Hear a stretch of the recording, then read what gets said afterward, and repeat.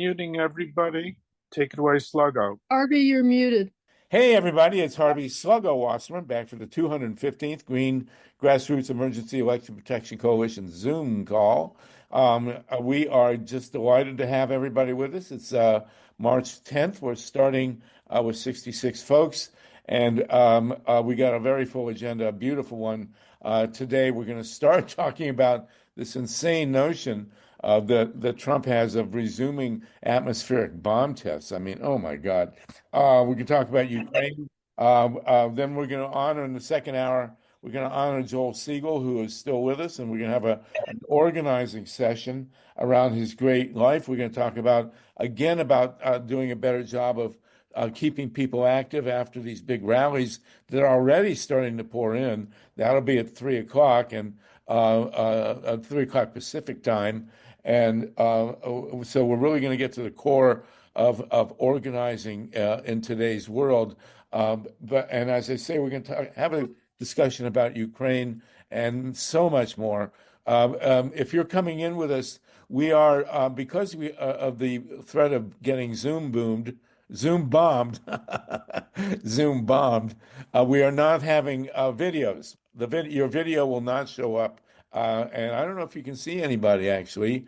A couple of people are video opened because they showed ID, but here we are. But it's a great thing to have so many of you with us today on February 10th. We're going to start, as we so often do, with a poem from our lovely, wonderful poet laureate sitting on her living room porch in Portland, Oregon, Mimi German. And then we're going to go straight to talking about the bomb tests, which is absolutely unbelievable. And it's March 10th today. Oh, sorry, March 10th. And what year is it? Let's see. Oh, 2025, year of our Lord. All right, everybody. Mimi, let's rock and roll. Thank you so much for coming with us. All right. It's good to be here. And it's good to be here with so many anti-nukers who have in part been my teachers over the years. This poem is called On the Bridge, and it's from my second book called Where Grasses Bend, and I brought it out because of the state we're in. On the bridge, saints hustle sky for real estate. Jumpers cast off into the reflection of the gray warbling sun.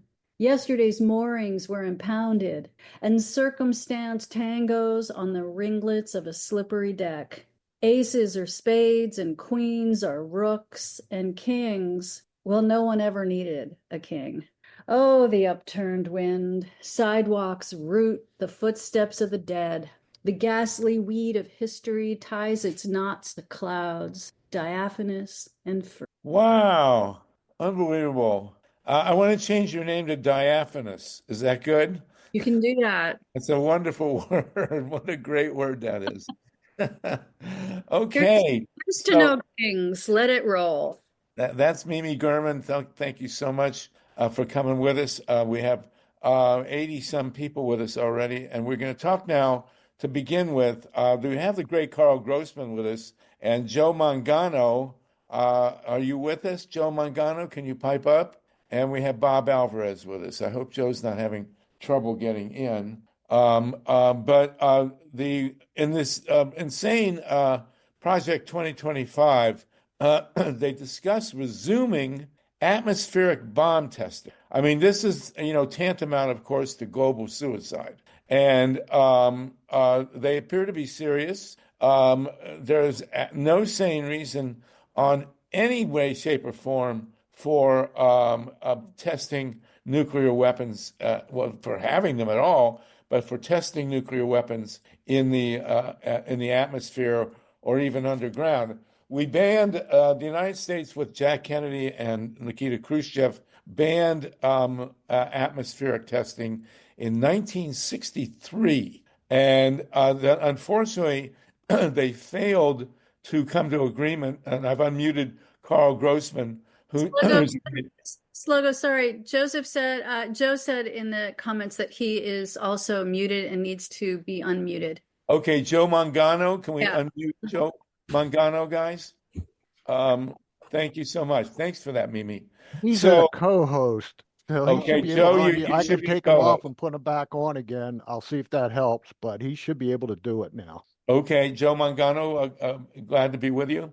This will be a challenge because we can't see people, but Joe, when you get on, pipe up, please. So, one of the reasons, by the way, that Jack Kennedy agreed to the atmospheric bomb test, and this is a very famous moment in history, actually, and it's definitely verified. He and his wife Jackie, she had a miscarriage. They had a boy born named Patrick, and he died in 2 days from classic symptoms of poisoning from atomic fallout, as Carl well knows, and Bob Alvarez, who's with us, well knows, and Joe Mangano, which is that his lungs were undeveloped. And when you have atmospheric bomb testing, one of the side effects or impacts is you have fallout from iodine-131, which is radioactive iodine, and it crosses the placenta and goes into the lungs of the fetus and causes the thyroid, and it causes the lungs to be underdeveloped, and therefore the child can't breathe and passes away very quickly upon birth. And that's what happened to Patrick Kennedy, Jack and Jackie's, I guess he would have been their third child. And Jack Kennedy was deeply affected by this, as you might guess. And apparently, according to some accounts, he stopped fooling around. You know, we all know about Jack Kennedy's sex life, at least what we think we know. And it did cause tension with his wife, Jackie. And when they had this miscarriage, apparently they really bonded in a different way than they had before.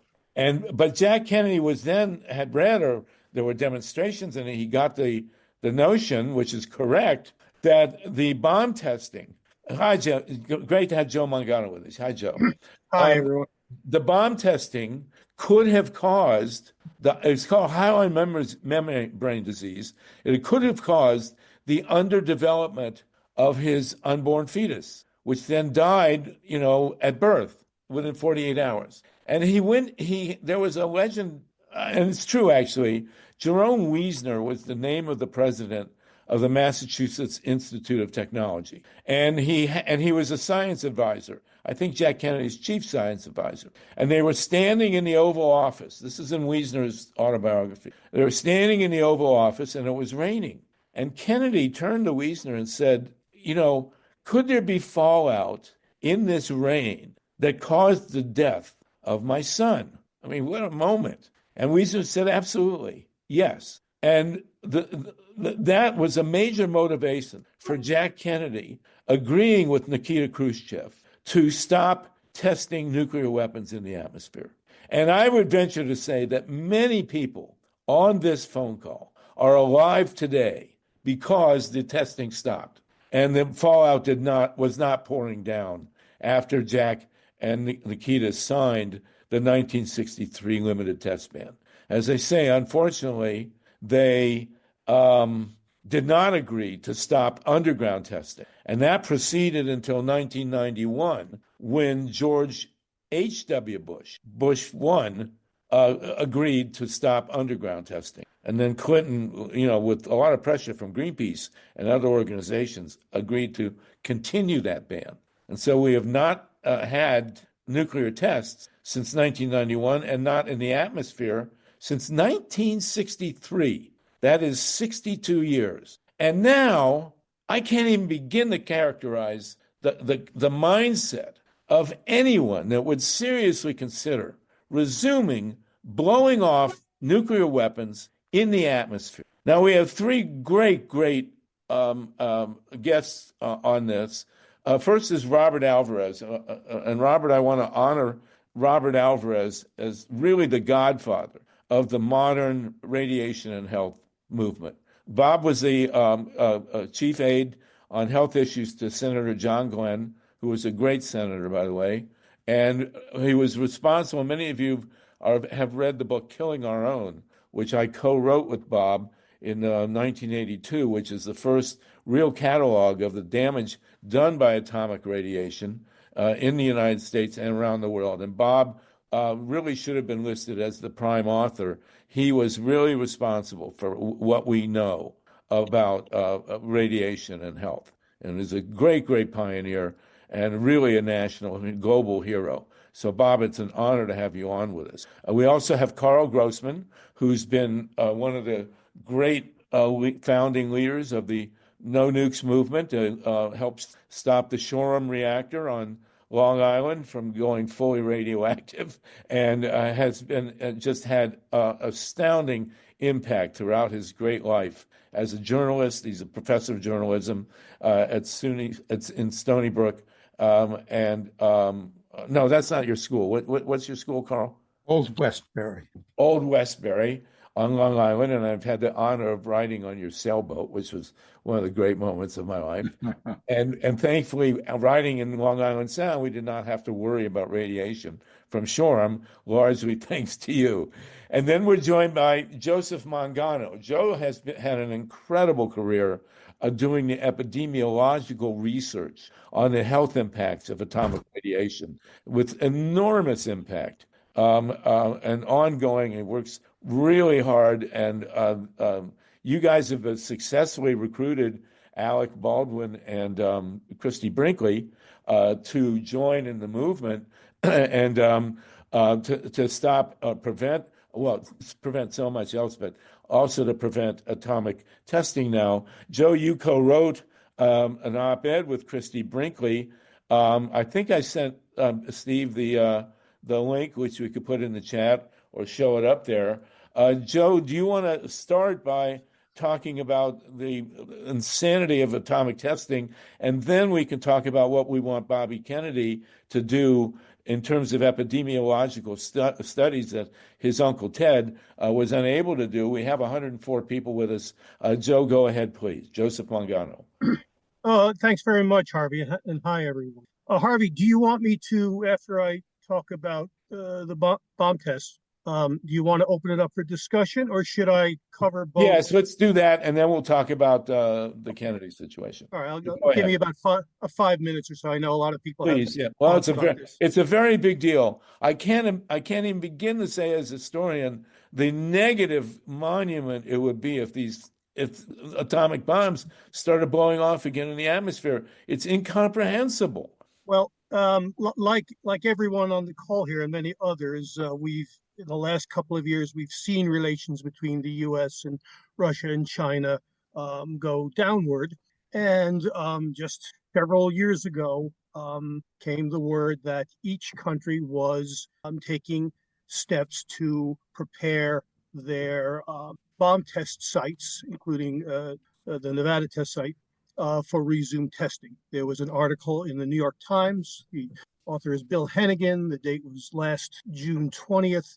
About bomb testing, and Hennigan says specifically that they were building new tunnels and new roads, and obviously putting in new equipment to prepare for these tests. So it's been bugging me for a while, but what put me over the edge just recently was on our Facebook page, Bill Smirnow, who's a colleague of ours for a long time, put up this link to a report done by the Heritage Foundation. I think everyone here probably knows what the Heritage Foundation is. You could call it a think tank. It's very conservative and right wing. And the article talked about resuming bomb tests. And in the middle of the article, the author, and I forget his name now, but you can easily Google it, said that one option would be if testing resumed and the Nevada test site could not be prepared within 1 year, it would be an option to test bombs above the ground. Okay, and he followed that by saying there may be some short-term negatives to it, but it would make us in a stronger position. And that's I think you can understand that sort of set me off. Like if anyone on this call knows of anybody who's ever seriously proposed above ground testing as an option, then maybe they can put it in the chat room, because I've never heard of such a thing. And I've asked people, no one's, for the last 60 plus years, we haven't heard about it. So what I did was I contacted Christie Brinkley. She's a longtime activist and a longtime supporter of ours. She's been on our board for a long time, and asked if she would write an op-ed, and she agreed. I helped her. Bob Alvarez helped as well, and we peddled it to several newspapers. We got turned down by the New York Times, Washington Post, and St. Louis Post-Dispatch. And I tried the Kansas City Star, and the fourth time we were successful. And the Star published it last Monday, the 3rd of March, and not just in their paper, but they're a member of the McClatchy group, which owns 30 newspapers in this, with a 1.6 million circulation on an average day. So all of those newspapers ran it as well. And wow, it's good now for you. Good for you. That's a major accomplishment. We put it up. Steve Caruso was good enough to put it up at the freepress.org, so it's online through there as well. Yeah, and it's on our website, radiation.org as well. It is a big deal because it's getting tougher and tougher to publish op-eds, but that's another story. Anyway,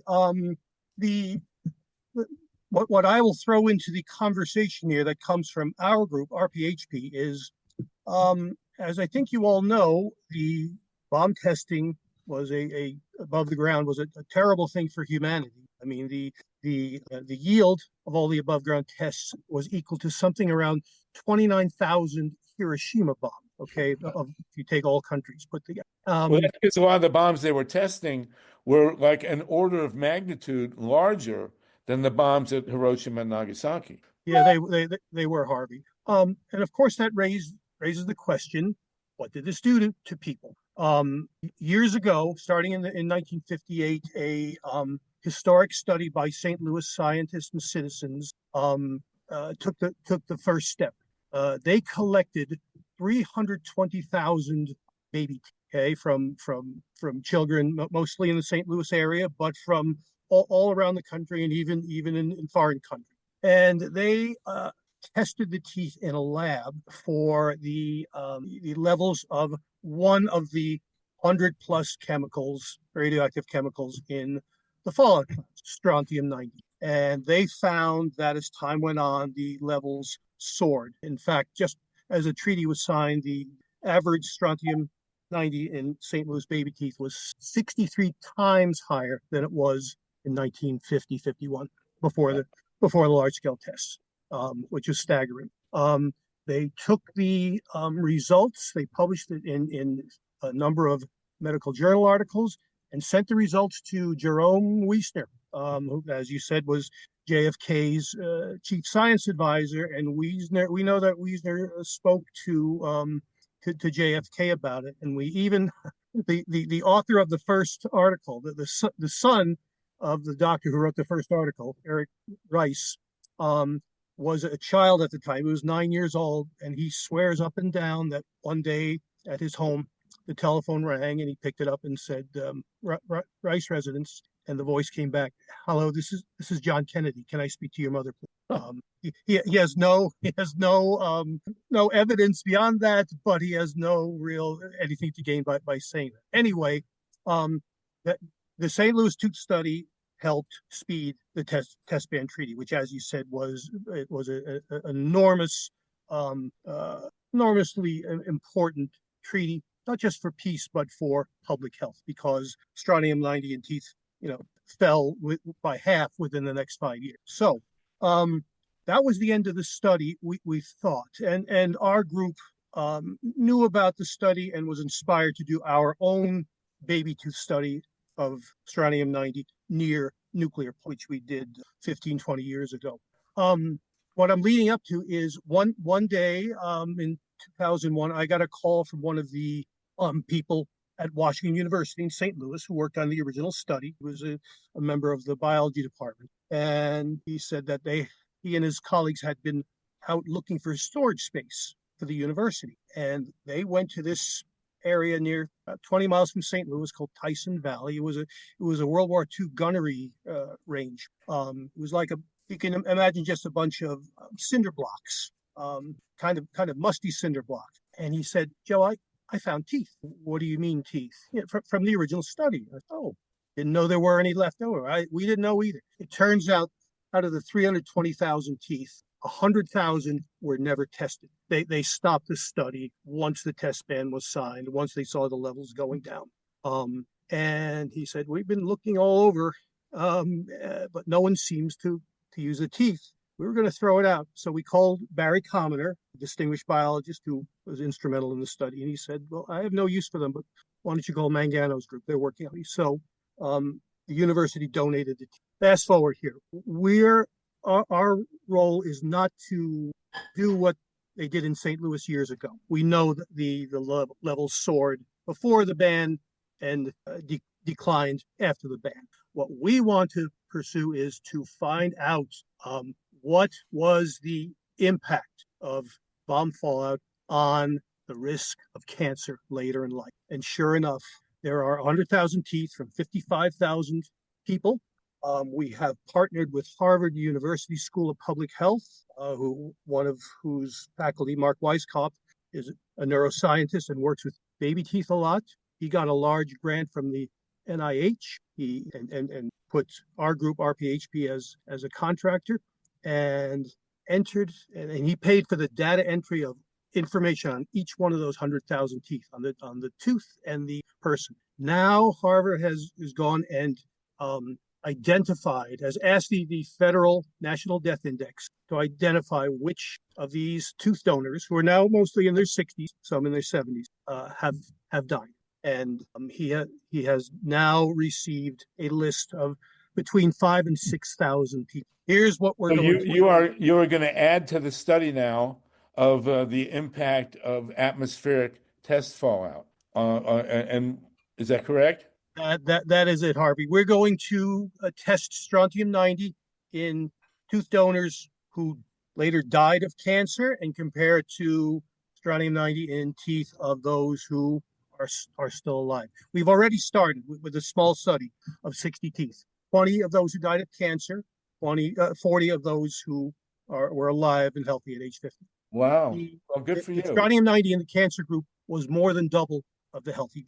That's just it, and we published it in one of our medical journal articles. So you appear to have solid evidence then that there is a link between strontium levels in the teeth that could only have come from bomb fallout and early death from cancer. That is our hypothesis. Again, the early study showed it, and now we're going to expand the study using many, many more teeth. And who knows, if we're fortunate enough, we can look at other causes of death as well.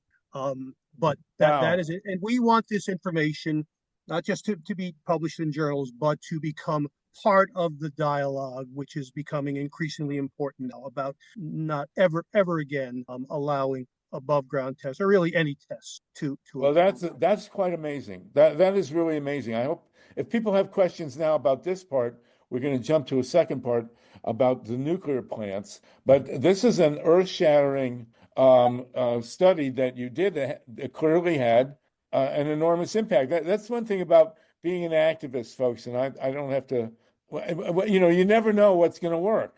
I mean, who would have thought that a study of baby teeth would lead through the president of MIT to the president of the United States, that would lead to a bomb test ban on atmospheric testing that would literally save millions of lives, including, a certain percentage of people on this call. I mean, you could conceivably be alive in part because of the testing of baby teeth. It's mind-boggling. Yes. So if you want to read more about this, by the way, please go to our website, radiation.org, and on the homepage you'll see research on 100,000 teeth begins, and we have a ton of stuff. It's really gotten a lot of attention from not just in St. Louis but elsewhere, and it inspired a documentary that was released 2 years ago. What's the name of the documentary? The documentary is called Silent Fallout, Baby Teeth Speak. It was done by a Japanese documentarian that found out about our work, and he contacted me, and hallelujah, there was. Can you put that name in the chat? I've never seen it. I would love to see it. What's it again? Silent Fallout, Baby Teeth Speak. Wow, that's really amazing. Okay, Karl Grossman, did you want to pop up? I want to jump in on a number of points here. One, Project 2025 which was essentially the playbook for the Trump administration, has, in fact, I'm reading here, this is a piece done last September in the Bulletin of the Atomic Scientist by Tom Armbruster. He's a former U.S. ambassador to the Marshall Islands and earlier the U.S. Embassy in Moscow's nuclear affairs officer. In any case, he wrote a piece titled Project 2025's Stance on Nuclear Testing, and he points readers in the bulletin right to page 431, and there's 930 pages in Project 2025, which he notes calls for the United States to, quote, reject ratification of the Comprehensive Testbed Treaty and indicate a willingness to conduct nuclear tests and so forth. I've written a bunch of stories in the last several months on this issue, quoting actually Joe Mangano and Bob Alvarez at length. And what kicked me in was it was online, an essay by Robert Peters, and he's a research fellow at the Heritage Foundation, and the piece was entitled America Must Prepare to Test Nuclear Weapons. And Joe's just been discussing that. And let me just note quickly that it isn't just baby teeth collected and then investigated out in St. Louis. The impacts of atmospheric bomb testing were all over the country, indeed all over the world, including where I live, Long Island. The Peconic River, which is the main east-west river on Long Island. This is 50 years ago. I was writing pieces about how it was the second hottest river in terms of radioactivity in the state of New York, second only to Cattaraugus Creek, where there was a nuclear fuel recycling project, which it was a big mess. And Andrew Hull, who was the chief health physicist at Brookhaven National Laboratory, his explanation why the Peconic River was so hot with radioactivity was because of the fallout here on Long Island, 2,000 miles from the Nevada test grounds, from the fallout from the atmospheric nuclear weapons tests. Mind-boggling. I do have one suggestion. I hear there's some really great tunnels at Mar-a-Lago that they might consider testing, but this is really serious stuff. These guys are dead serious, obviously, and the idea of blowing off more nuclear weapons, either underground or above ground, is pure psychosis. I mean, I don't know what It's impossible to me to characterize this mindset. I don't know how it would work if people can raise their hand without the video. Mike and Steve, if you want to chime in on this. Bob Alvarez, if you want to speak, please. Well, Lisa White is asking, what can we do? So Joe and Carl, as longtime activists, and Bob, what can we do? Bob Alvarez, if you want to chime in through the chat. Bob was saying that he couldn't speak, unfortunately. Okay, well, he's welcome to chime in through the chat if he wants. But thank you, Bob. It's just great to have you with us. Carl or Joe, what's our plan of action here?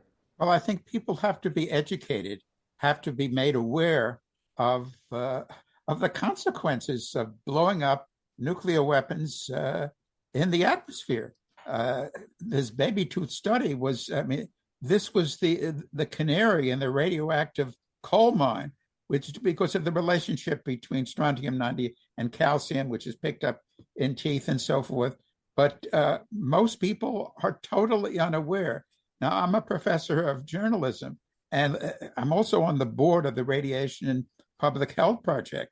And it just irked me. It bothered me so much that before this wonderful piece was published that was the Kansas City Star, Joe tried to get a piece published with Bob in the New York Times and the LA Times, and here major media in this country wouldn't help educate people to the horrors of atmospheric nuclear weapons testing and how there's a push on.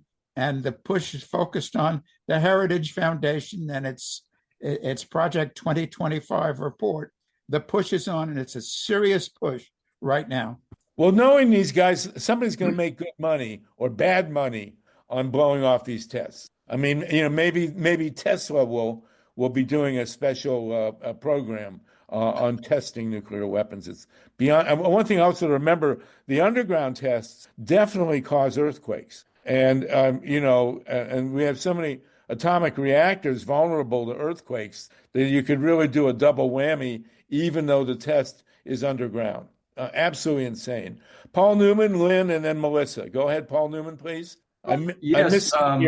I miss seeing your picture of Franklin Roosevelt over your shoulder, but here we are. Well, one only has to, if I could have my camera on, you would see Franklin. Anyway, the reason why I have a very big question. Obviously, Project 2025 is influenced by the Christian nationalists who believe believe they want an Armageddon, basically. And it's like these are the people that are riding the reins of the horses of apocalypse, and this is what's scaring me. These people really believe they want an Armageddon, so Jesus would come down for the second coming. And this is what's scary. And these are the people that support Trump, and also are the people who are the authors of Project 2025. Yep. I mean, I refer to the Project 2025 as Trump's Mein Kampf.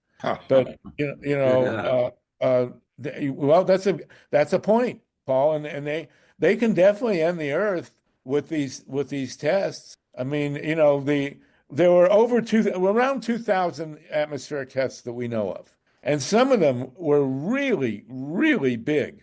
I don't know what the biggest bomb they blew off was. But the Soviets have the record. The yield was over 50 million tons of TNT. Remember, the Hiroshima bomb was 15,000 tons of TNT. So that one bomb the Soviets exploded was like the equivalent of 3,000 Hiroshima bombs. Okay, right. Isn't that kilotons? These are hydrogen bombs, which are another far worse than the. Unbelievable. Lynn Mystic Healer, thank you for that, Paul. Lynn Mystic Healer. Lynn, are you on muted here? Go ahead, Lynn. Yes, hello. Can you hear me? We can, yes, please. Okay, yes, I'm wondering, how do we come together? We have 600 political science colleges and get an audit on the Pentagon immediately, because most people have no idea the jobs really needed are to unite all militaries worldwide, because behavioral science has proof the answers are inside. If you're angry, upset, anybody, red, yellow, black, and white, any age, the answers are within us. We were cut off from. Anyway, so how do we get that? Because they don't know that the chemical, biological, nuclear waste, nuclear power, and nuclear bombs and robotics, how dangerous they all are, the amount of money being spent and the amount it's going to take of work to delete and clean up the entire planet. It's just a house in the multiverse that has to be cleaned up. So. Yes, you're right. 100%. You're right about that. Thank you for that, Lynn. And we know the second hour, when we're talking about Joel Siegel, we're also going to talk about activism on a new level, which we really have to pioneer here. Melissa, and then Mimi, and then Lisa. Melissa, are you unmuted?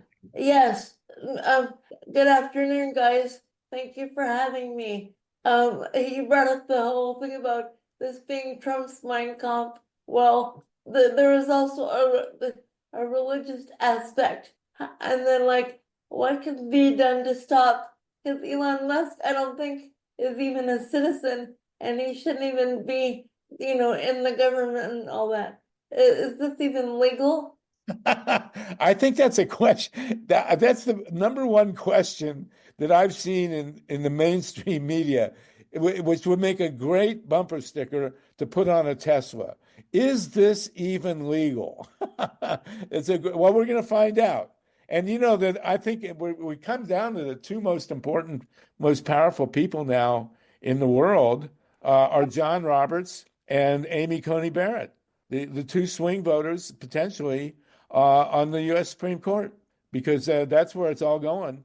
And there was just a 5-4 where Roberts and Coney Barrett voted in a good way. But we're going to see. But I love that phrase. Is this even legal? That really captures a lot. Mimi German, please, and then Lisa White. We got 122 people with us. Go ahead, Mimi. Yeah, I think what Carl was saying reminded me of how radiation travels.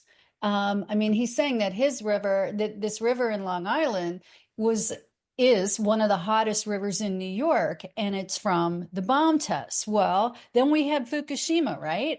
And when Fukushima went, so many of us started doing our own citizen scientist measuring rads all the time. And what we found after Fukushima blew was that the Northwest, where I live, was incredibly hit really hard with radiation from Japan. And that doesn't just go away, you know? And when we have forest fires and all of that dust and particles that were coming down heavily on us, but also around the world, and again with Chernobyl too, all of that stuff, the particles and radioactivity lands on the earth. And when fires kick up, those fires can, depending on where they are, also spread more radioactivity. And we found that after Fukushima happened as well.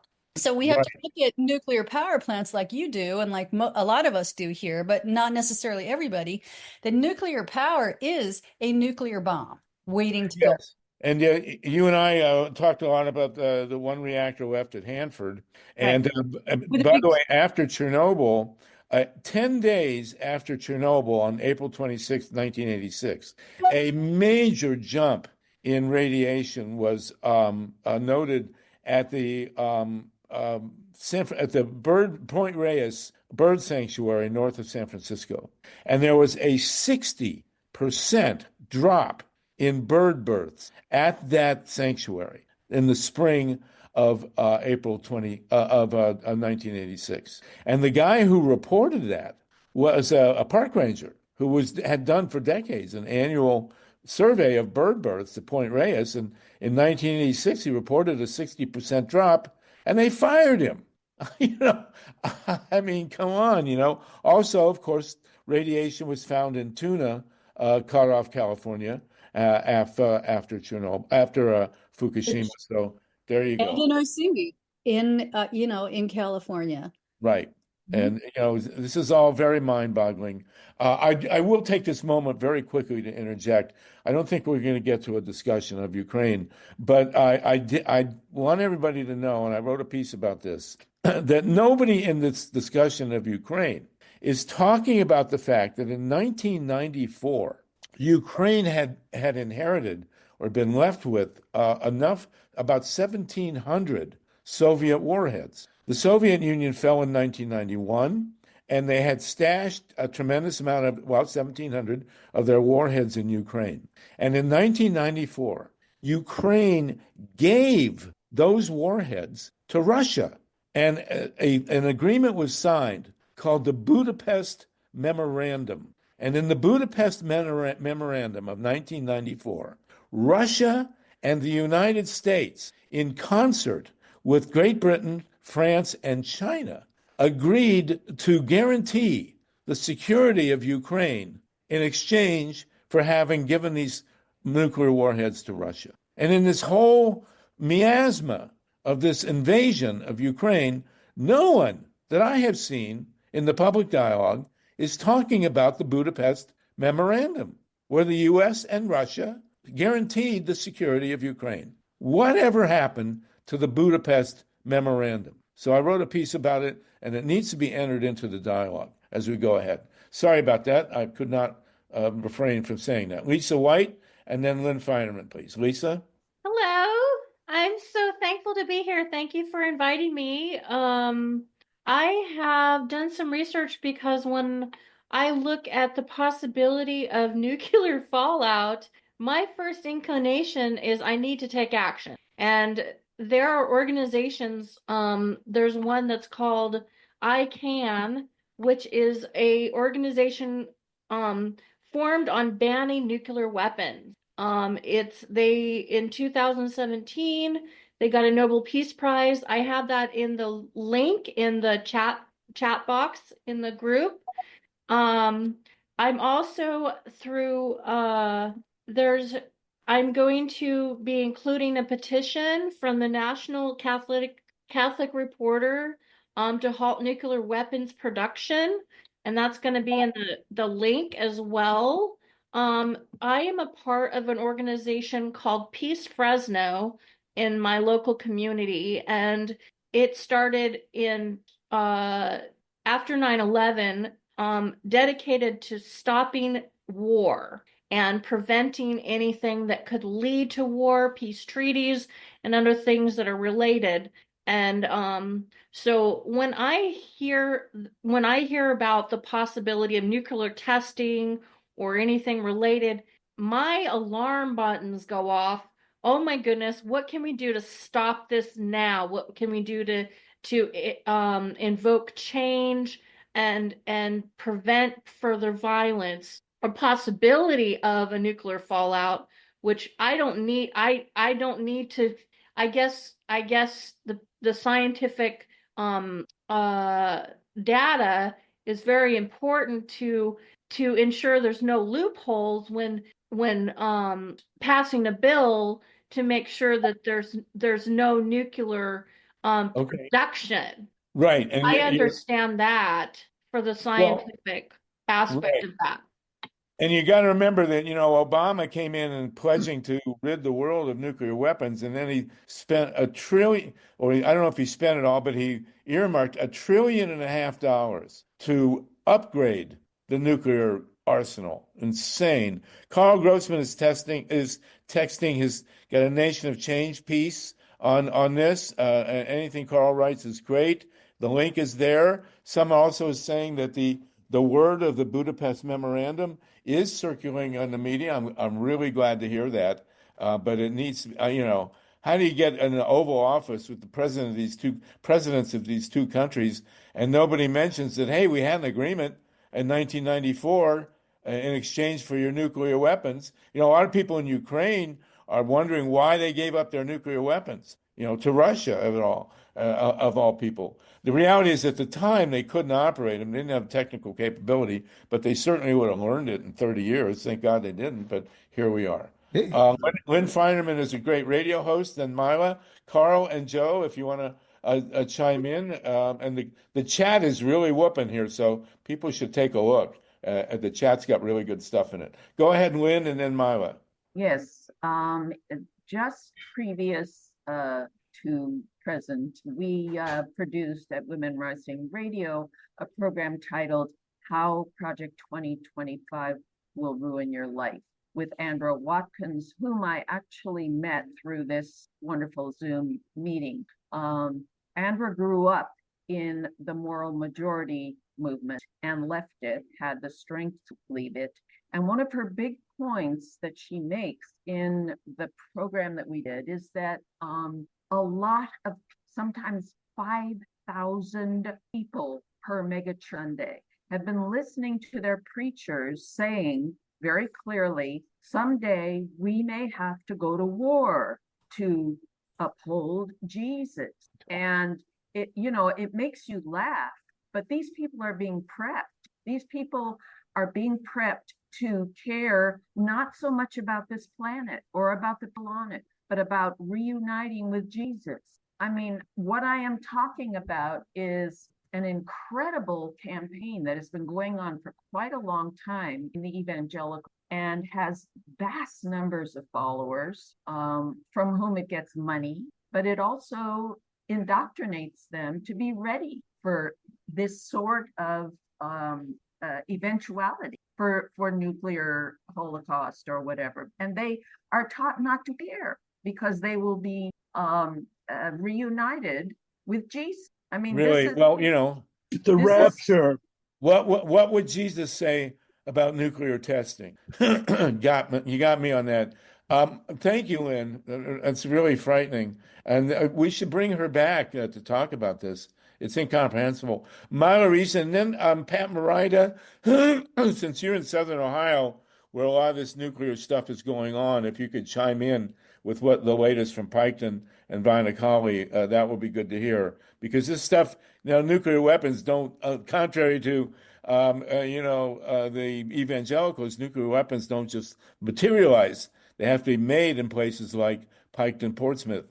Go ahead, Mila, then Pat, please, and then Carl and Joseph. We want to switch over to monitoring health at nuclear power plants. We do got to jump off in 9 minutes to go to the next, to Joel Siegel, et cetera. Mila, go ahead. Yeah, just circling back for a moment to commercial nuclear reactors. Doug Ford, the very colorful premier of Ontario, Canada, had a press conference today where he announced that today, in effect, or he put into effect a 25% surcharge on electricity that's exported to Michigan, Minnesota, and New York. And when questioned about possible war and Ontario at a certain point maybe needing to buy power back from the U.S., talked about his plan that he announced in January to increase nuclear power production in Ontario. They're actually going to build a small nuclear reactor, and they're building something called the Bruce nuclear reactor. And anyway, they're ramping up commercial nuclear in Ontario, in part as a reaction to Trump's trade wars, but I think that they've been wanting to do it, and that's just an excuse. Yeah, and thank you for that, Mila. And then there's a question whether they'll pull it off. The new guy that has been designated to take over as Prime Minister of Canada actually has a background in renewables. He's a banker. He's got, he's basically been in the financial community for decades, but apparently he has been positively involved with renewables. So we'll see. Bruce, by the way, is an existing nuclear facility, and there are 3 big ones in Ontario with multiple reactors. So let's see what they're talking about. But thanks for that. Vinacali and Pat, Marina, very quickly, can you give us an update? And then we're going to talk about the nuclear power plants with Joe and Carl, and then we'll be into the 3 o'clock hour. Go ahead, Pat and Vina. Well, which one do you want to go first? Well, you spoke up, so go ahead. Okay. Well, I don't know that Joe Mangano has spoken yet because I couldn't get on until just a few minutes ago. Yes, he has. Oh, okay. Well, so then he's told you about the increase in health problems there, and we have a reporter, Jason Sally, who is not able to be on tonight because he's had a cardiac problem, but he's been very prolific in writing about Portsmouth. But talking about Jason Sally. Yes. Okay. Go ahead, Pat, please. Jason Sally, and so Dwayne Pullman, who is a reporter from WKRC, is organizing on April 12th. If people want to put this on their calendars, and I don't know if Joe has talked about this, but April 12th, if you're interested in Portsmouth, you can. Well, anyway, they are having. It's kind of hard. So many of us are from. People are not from there, but they're hosting a town hall where people who are ill will be able to speak about their illnesses. And Dwayne from WKRC, he's got access to Sinclair and Fox News, and he has a lot of interesting segments. And he will be filming all this, so that will make sure that we're plugged in. We're going to talk in the second hour about plugging in all this stuff so we can build a more powerful network. And as Joe well knows, and Carl, the health news from the Piketon, Fernald, Portsmouth nuclear facilities, which are integral to building these bombs, has been bad for decades. Horrifying. Vinacali is one of the leaders of the community there. Vina, do you want to chime in for a quick bit, and then we're going to talk about the nuclear monitoring health at the nuclear reactors? Yeah, we're one of the longest standing groups for over 40 some years. We've broken almost every major story at the plant. I wanted to key in on the baby tooth story, and Alex Baldwin called me about 3 or 4 times, and we couldn't get, I guess the union or someone kept saying that we didn't have strontium, and then I finally found the records that Plankton did have the strontium, but I don't know what happened to the communication about the strontiums. But we do have strontium, but we weren't able to do the baby tooth story because someone told them we didn't have it. We keep working very hard. We just now did a release on a landfill that's been on the outskirts of the plant. Our union back in '79, which Bob Alvarez knows about this because he opened up the door to our union. We were the largest union in the world who went to Washington, D.C. over health and safety at the Plankton plant. And for some reason, all these years, we keep getting shoved under the rug. And we're very thankful that Joe Mangano and Dr. Catters, we've worked with them in the last 3 or 4 years in their studies. And so it's starting to show a little light. We laid the footprints for this community thing. And like I said, for 40 some years, we have collected victims of cancer and illnesses, not only the workers, but also the community. And I could not even show you the stack that I have of the victims from that plant. So right now we're doing a footprint of all of our work is being showed in the community again. Well, good for you, Vina, and good for you, Pat. You know, I was in Columbus for many years, and the bombs come from somewhere. And Portsmouth, Piketon, Fernald, that area of Southern Ohio is just Hell's Kitchen, man. I mean, and thank God you're there and doing this work. We appreciate it so much. Joe and Carl, you want to jump in on this? We're going to have to postpone till next week a deeper dive on what we want Bobby Kennedy can do around the nuclear plants. If you guys could come back next week, I want to take a deep dive into that. And I do have to say my one regret in this conversation is I've lost about half my teeth. I wish I'd turned them over to you, Joe. Maybe I can get them back from the dentist at some point. Anyway, go ahead, Joe Mangano and Karl Grossman. Yeah, if I could, one final statement would be this discussion is a pretty dark one. All right, things look quite bad. We're going in the wrong direction. But I'm absolutely convinced that we can stop it. And the reason for that is the same thing happened in the early 1960s with the Test Ban Treaty. If anyone thinks the Test Ban Treaty was, accepted by all and it sailed right through, nothing could be further from the truth. Right after the Cuban Missile Crisis, which was a very close call to having an all-out nuclear war, Kennedy and Khrushchev took steps to pass the treaty. But at the time, Kennedy wanted it, but none of the top military people wanted the treaty, and most politicians. The Senate had to pass the Test Ban Treaty. And the only reason that changed was Kennedy called several meetings together. He had a gentleman named Norman Cousins go out and empower groups like unions and scientists and so on against the treaty. And he called a meeting of women's magazine, Women's Day and those things. And each of them wrote articles about it. Also, many, many people wrote to the White House and to the U.S. Senate. And just in that a couple of months before the Senate voted, at first the mail from the public was 15-1 against the test ban. But after those couple of months, it had almost broken even. All right. Barry Commoner makes the comment that the Senate was a hornet's nest of cold warriors. Bob Alvarez and I wrote an article on this in the Bulletin of the Atomic Scientist a few years ago. It completely turned around. And the reason being regular people were empowered because they knew something. They could say strontium-90, they could say, and that's what changed it. And we could do the same. Well, one thing, Joe, and that's incredibly impressive, and we need to do it again.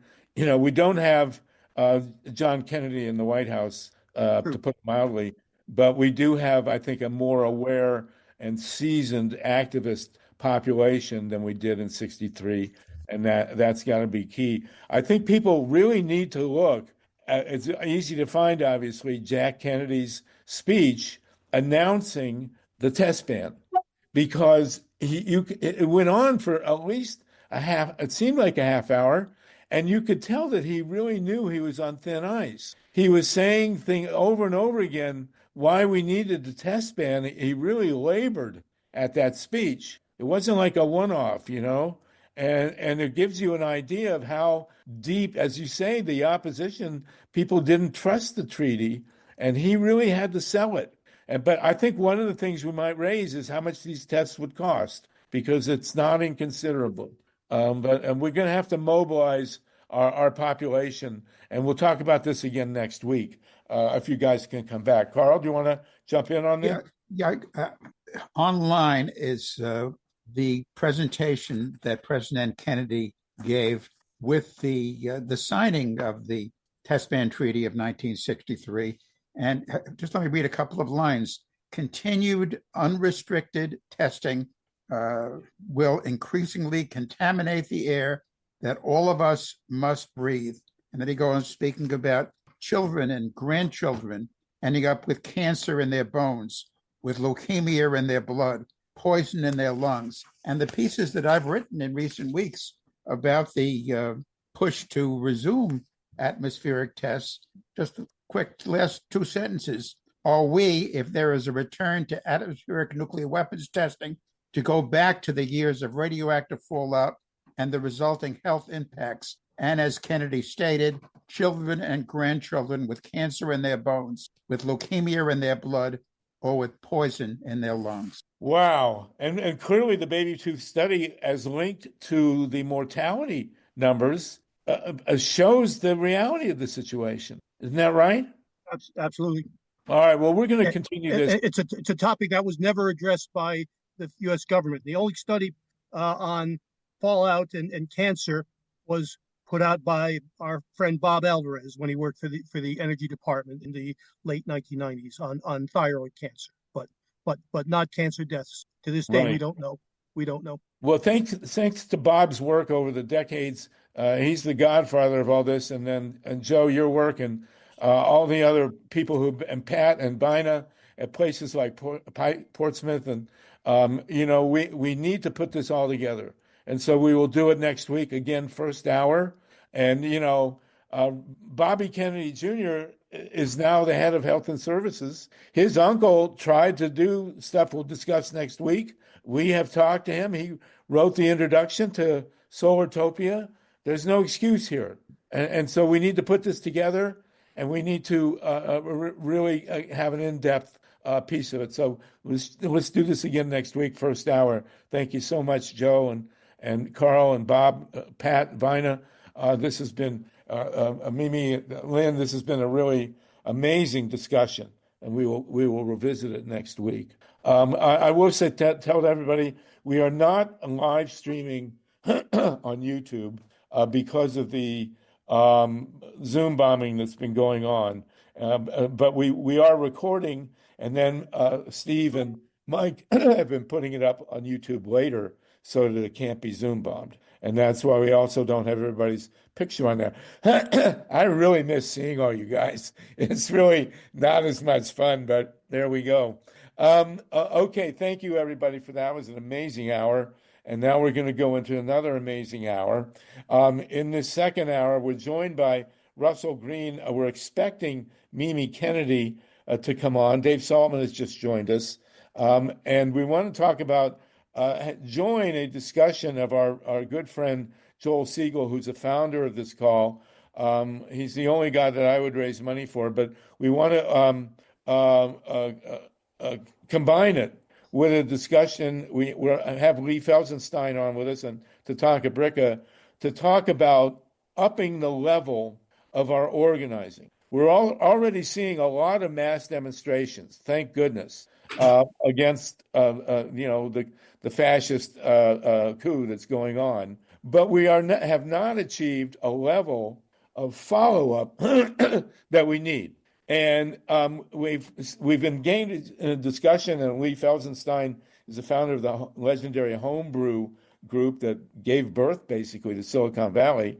We've been talking about various ways that the demonstrations that are occurring and are only going to get bigger. I mean, we are very likely to see millions of people in the streets and at big rallies. these coming months. And in Lee Felsenstein's autobiography, he of the deep, I almost said the deep state of the digital world.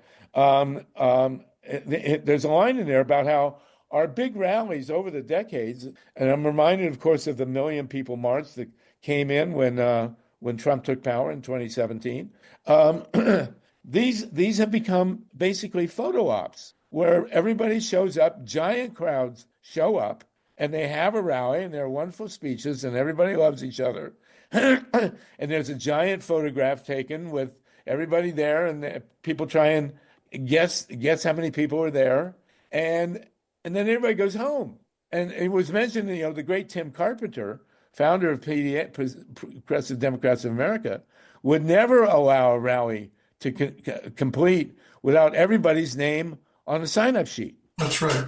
And that now, in Joel Siegel's honor here, we have the question, okay, everybody is showing up to these rallies now with cell phones, but they also have pens. How do we use these rallies to build our lists and guarantee further activism where in the past that hasn't happened? Imagine if we got every name and a cell phone number and email of the 1 million people that showed up at the march after Trump was first inaugurated in 2017. Imagine if those people had been linked together, which they were not. So in addition, Russell's going to talk to us about Joel and where he's at and as a founder of this call. And I think we've been joined by Mimi Kennedy. Mimi, if we could put Mimi's picture up, that'd be great. Mimi is also we're going to be organizing to help Joel Siegel, and at the same time, we're going to organize to take our organizing to another level. So, Russell, do you want to jump in on this, please? Beautiful setup, Sluggo. Thank you. Can you hear me okay? You're good. Hey, everybody. Nice to be with you. I'm sorry I missed the first half, but I'll watch the YouTube because it sounds like it was a very important call. Grateful for the time, and it's interesting, that I was the person that said that thing to you about, hey, Mimi, said the thing to you about Tim, and I'll just tell quickly sort of the activism story, my version of it, with PDA in 2007. It was from Lila Garrett on KPFK that I heard about when Marcy Winograd running for Congress, and I went to Marcy Winograd's event, and PDA was everywhere. And before I knew it, PDA was my life, central. Tim Carpenter called me personally the next day. Not only did he get my name and number, he called me personally. Connor Boylan, who was the co-deputy director at the time. It was a big central idea that Tim taught all of us, is that you don't leave any event without having recruited people to the cause and making them feel how important their participation was, not just their name, that we needed them and there was a place for them. So I'm glad that you're bringing our focus to that, and it's a perfect framing for Joel, which is, of course, why you thought of it. Joel Siegel is a dear friend of mine. I met him in 2014, not knowing that he was a co-founder of the Progressive Democrats of America. Mimi can tell us more about that. But at the time, he was sort of re-entering our PDA world, and he and I became close friends. We hit it off immediately. I mean, if you never met Joel, he's a really one-of-a-kind, sort of a cocky, for-sure of himself guy who's done a remarkable amount of things in so many social justice sectors and networks. You'll hear more about that. And he and I began to really focus on climate work together. And he introduced me to remarkable groups of people and networks, every one of whom, if you speak to, and I've been speaking to some of them recently as we started this campaign that I'll tell you about, and every person I speak to says, Joel, my brother Joel and I did this together. And they go through a version of something pretty remarkable. So Joel's been struggling for a while, and we have a lot of hope that we can help him restore his health. And without going into too much detail, because a lot of it is personal, I can tell you that it's really centered around depression. And any of you who have struggled with depression understand that that's not just something that you get out of bed the next day and it's okay. It's a severe challenge for him to just be gentle. but his attitude and his energy and his mind are alive and well. And our goal is to support him over the next 6 months in a plan towards to restore his health. And we're looking for your support in doing that. And so we've started a GoFundMe that I'll put into the link. And whatever way you can help, whether it's you can make a donation yourself, even the smallest. A lot of small donations in our world of progressive activism, small donations by the hundreds really matter. And if you can make a larger donation, and if that would be great. And if you can't, if you could just share it, post it on your network or with people in particular who you know Joel, that would be a great help. And I'm going to put it in the chat and sort of hand it over to Mimi to sort of pick up from there. Thank you for the time, Sluggo. Thank you. And I think we should dedicate this networking that we need to take to the new level. Somebody put in the chat the great quote from Gil Scott-Heron, the revolution will not be televised, but I think it's going to happen, at least in part, on the internet. And that's exactly something that Joel had been teaching us. How do we network now? Taking networking to a new level and taking and making Joel sort of a poster boy for it, poster person, is a great idea. Mimi, I saw yesterday, she organized one of the greatest birthday parties I've ever been to. It's the 90th birthday of one of our great activists. Mimi spoke and Jane Fonda spoke. It was really fabulous in suburban Santa Monica there. Mimi's in her car, and as long as she's not driving, we do allow her to show her face. So Mimi, give us the scoop on Joel and on further organizing. Okay. Yeah, this is great because Joel was key to making PDA the effective instrument that it was. It skyrocketed to that. Why? Because Joel was, I don't know if this has been said, a staffer in the office of John Conyers in D.C. And John Conyers loved Joel. And he always had John Conyers' ear. And Congressman John Conyers was, I think, the very first congressional member of the PDA Advisory Board, of which I was chair. And I had met few Congress people, and not been to DC that much when I became advisory board chair because PDA needed someone whose name was known, and I'd been on TV so that when we asked people for money, they kind of knew where they could go and get it back from if they had to. So Tim had asked me to be chair, but there were going to be these Congress members on our board, and John Conyers was the first to say yes, and that's because of Joel Siegel. So it was shortly after PDA formed in 2004 and after the 2004 election, which of course the outcome was disappointing. Now we had George Bush II again, and we met in Washington in January, the Summit in the Snow, we called it.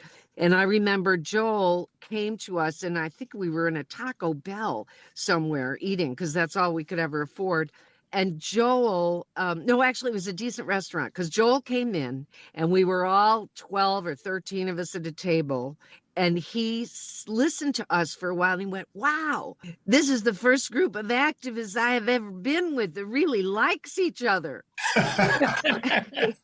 And Tim said, yeah, well, we're family. This is what PDA does. This is how we do it, Joel. Come on, you're in the family. And he sat right down.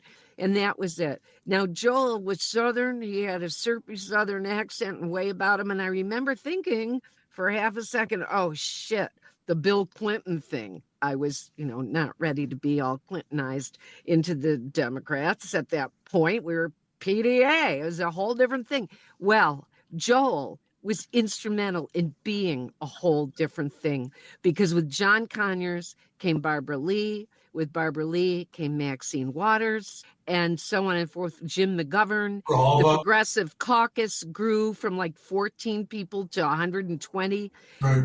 Joel had to do with that. And I remember when I was in the loop, Armando Iannucci, who also did the show Veep. You know, he was very interested, Scottish, Jewish, Neapolitan guy with roots in Scotland and Naples and Eastern Europe. He said he was astonished the first time he went to talk about getting places for In the Loop in Washington, and he was on the Hill. And I guess there was someone from the West Wing that was around at the same time. And he said all the staffers were going, oh my God, that's so-and-so from West Wing. And Armando had the same reaction that I always did, which is, wait a minute, you think they're celebrities? They're only playing you guys on TV. You're the celebrities. You're actually on Capitol Hill being staffed to the legislature of the United States of America. And I kept telling Joel that, celebrities are, you know them because they've been on TV, and now we've seen the damage that does. And by the way, Netflix, I think, is rerunning The Apprentice, 14 years of BS, trying to make Trump seem really important and competent. They're rerunning it on TV to try to pump up that image a little bit again. But Joel understood what he could do, and he was always organizing groups for legislation, and he did more for Medicare for all than anybody else. And that's the irony, that now, because he didn't care about making money in his lifetime, because he wasn't a Bill Clinton, he was a guy with John Conyers and standing with the poor, one might say, or certainly groups that didn't have a ton of money. And now he has to worry about where they're going to put him, where he's going to be, what his quality of care is going to be, because he ain't a rich man. And what he has had in his life, he has shared. So that's why, for me, PDA, it's like, thank you, Joel. We wouldn't have gotten onto Capitol Hill really without you. You're beginning, and you look at us and went, wow, I never saw a group of activists that really liked each other, because he was used to coalition groups carping from their silos and saying, I got to get more for us. So that's what I have to say about Joel Siegel. Well, let's put it in the broader context. If you can put Russell in the chat where people can connect to the support committee for Joel, that would be great. And let's and Joel, I don't know, is Joel on the call? Okay, so but the point about, we want to make Joel is responsible for these calls in a lot of ways. You know, when we were starting 5 years ago, he was integral to our organizing. And after 2004, when Bob Petrakis and I staggered out of Columbus, Ohio, having seen the stolen election, Joel set up a hearing, a private hearing, smaller hearing in Capitol Hill to discuss how they had stolen the 2004 election. And at that hearing, I got to sit next to Bernie Sanders. I will report that he was very grumpy, but it was great being with Bernie. Joel and Tim had that same quality where they would make something happen, and I think that's what you were speaking to it when you set this segment up. Right. So in the tradition of Joel and of Tim Carpenter, who I never met, we want to take our organizing to a new level. But Joel was the godfather of the Affordable Care Act. And, without 676, he drafted the first version, and we re-entered it each Congress subsequently. Without Joel Siegel, there would have been no Affordable Care Act. And now, of course, it's under attack. And the Full Employment Act as well. Yes, that's right. So what we want to do now is find Joel was great at finding new levels of organizing, and still is. And he's always been preaching about how people need to get out of their silos. So what we need to do now is, we know these rallies are coming. We know that people are going to be in the streets. We cannot let these things be photo ops. We have got to go, as Tim Carpenter would, and Joel Siegel taught us, we have got to get them to the second level, to another level of organizing. Joel always followed up, and Tim, always followed up, and we now and these calls have to set the spark so that these rallies, people don't just show up and go home. That either on their cell phones or with sign-up sheets, something has got to be done to link the people going into the streets now into further action. And I don't have the magic bullet. Oh, no, I hate that term. Sorry, that magic wand. And so maybe Mike Hirsch, maybe you do, and then Ruth Strauss, and then we'll continue to talk. I'd love if you join in because you're a lifetime organizer. How do we take things along with Joel's lead to the next level? Mike? Yeah, real quick, I'd like to highlight a few more things that Joel accomplished. And whenever I tell people half of Joel's resume, they roll their eyes and say, there's no way 10 people could have accomplished that. But Joel found out how hospital interns, doctors were forced to work day after day without a break, and how as they became more and more tired and exhausted, they'd misprescribe people and do all kinds of things leading to deaths. And Joel took it upon himself to change that, to severely limit and curtail this grueling torture, this kind of hazing that they put all these interns through. And hospital deaths dropped precipitously. It's unknown how many lives were saved and how many people's health was preserved by that. Besides, as Russell mentioned, Joel convened a bunch of experts to draft the first Medicare for All legislation. And as Russell said, we kept introducing it every Congress and building up co-sponsors. That was Joel. He also spearheaded efforts to keep the General Hospital open in Detroit. And he had to work with the W. Bush administration to do that. And he was able to bite his tongue when he heard them saying their stupid things that they would say, but he negotiated to keep that hospital open. He also negotiated with the musician Bono and some other members of the W. Bush administration to find millions and millions of dollars to combat the spread of AIDS in Africa.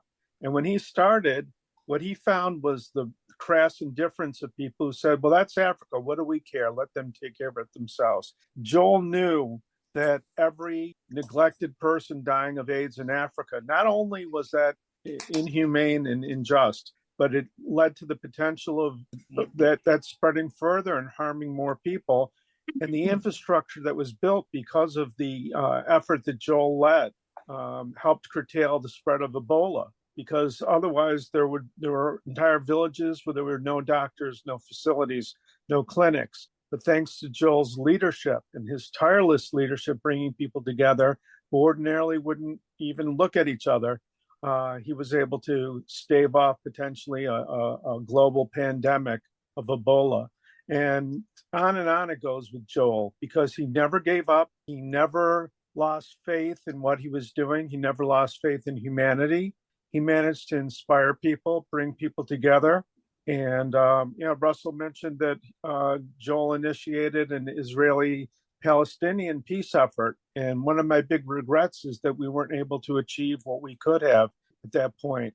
Joel was so open-hearted. He brought in people who, some of them weren't committed to the mission. Other of them were highly unrealistic. But that was Joel. He was unrealistic until, through his hard work and leadership and inspiration, he made these goals realistic. And he needs us now. Please pitch in what you can to help Joel out. He's not done yet. He still has more to offer. But if Joel's touched your life directly, you know it. And if he hasn't touched your life directly, he has indirectly. Whenever you and a loved one goes to the hospital and doesn't get treated by a doctor who's staggering around like a zombie, right? That's all Joel. And Joel was all about organizing, knocking down silos, like you mentioned. Too many people operate within silos and worry too much about their own turf. Joel never had that. Joel brought people together, and in his honor and learning from his lessons, GREEP continues to do that. We connect people together. PDA continues to work within coalitions, because if we don't work together, it ain't going to work. Right. And Joel's still with us, so we're not talking about it in the past tense. So, Russell, please, if you can post in the chat how people can support, and we're going to bring Joel into the out of his depression. And my father suffered from depression and still, had an incredible life, and Joel's not done yet. So he needs to know we're supporting him. And let's put that in the chat, how to get in touch with him. And again, we want a link now. We know what's coming.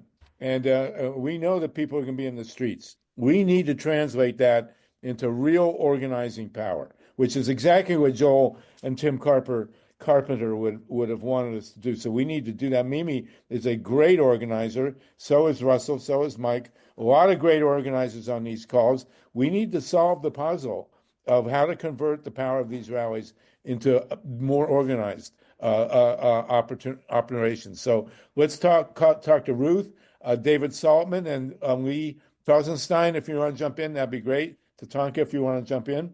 Go ahead, Ruth Strauss, please. Yeah, hi.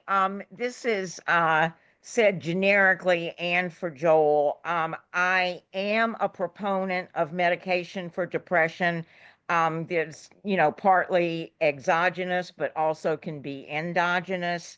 And there may be, there are people probably who disagree. I'm not interested in that. It can be literally life-saving. And I do not mean prescribed by a primary care doctor, prescribed by a psychiatrist who is skilled in choosing the right medication or combination of medications. It can be life-saving and life-changing.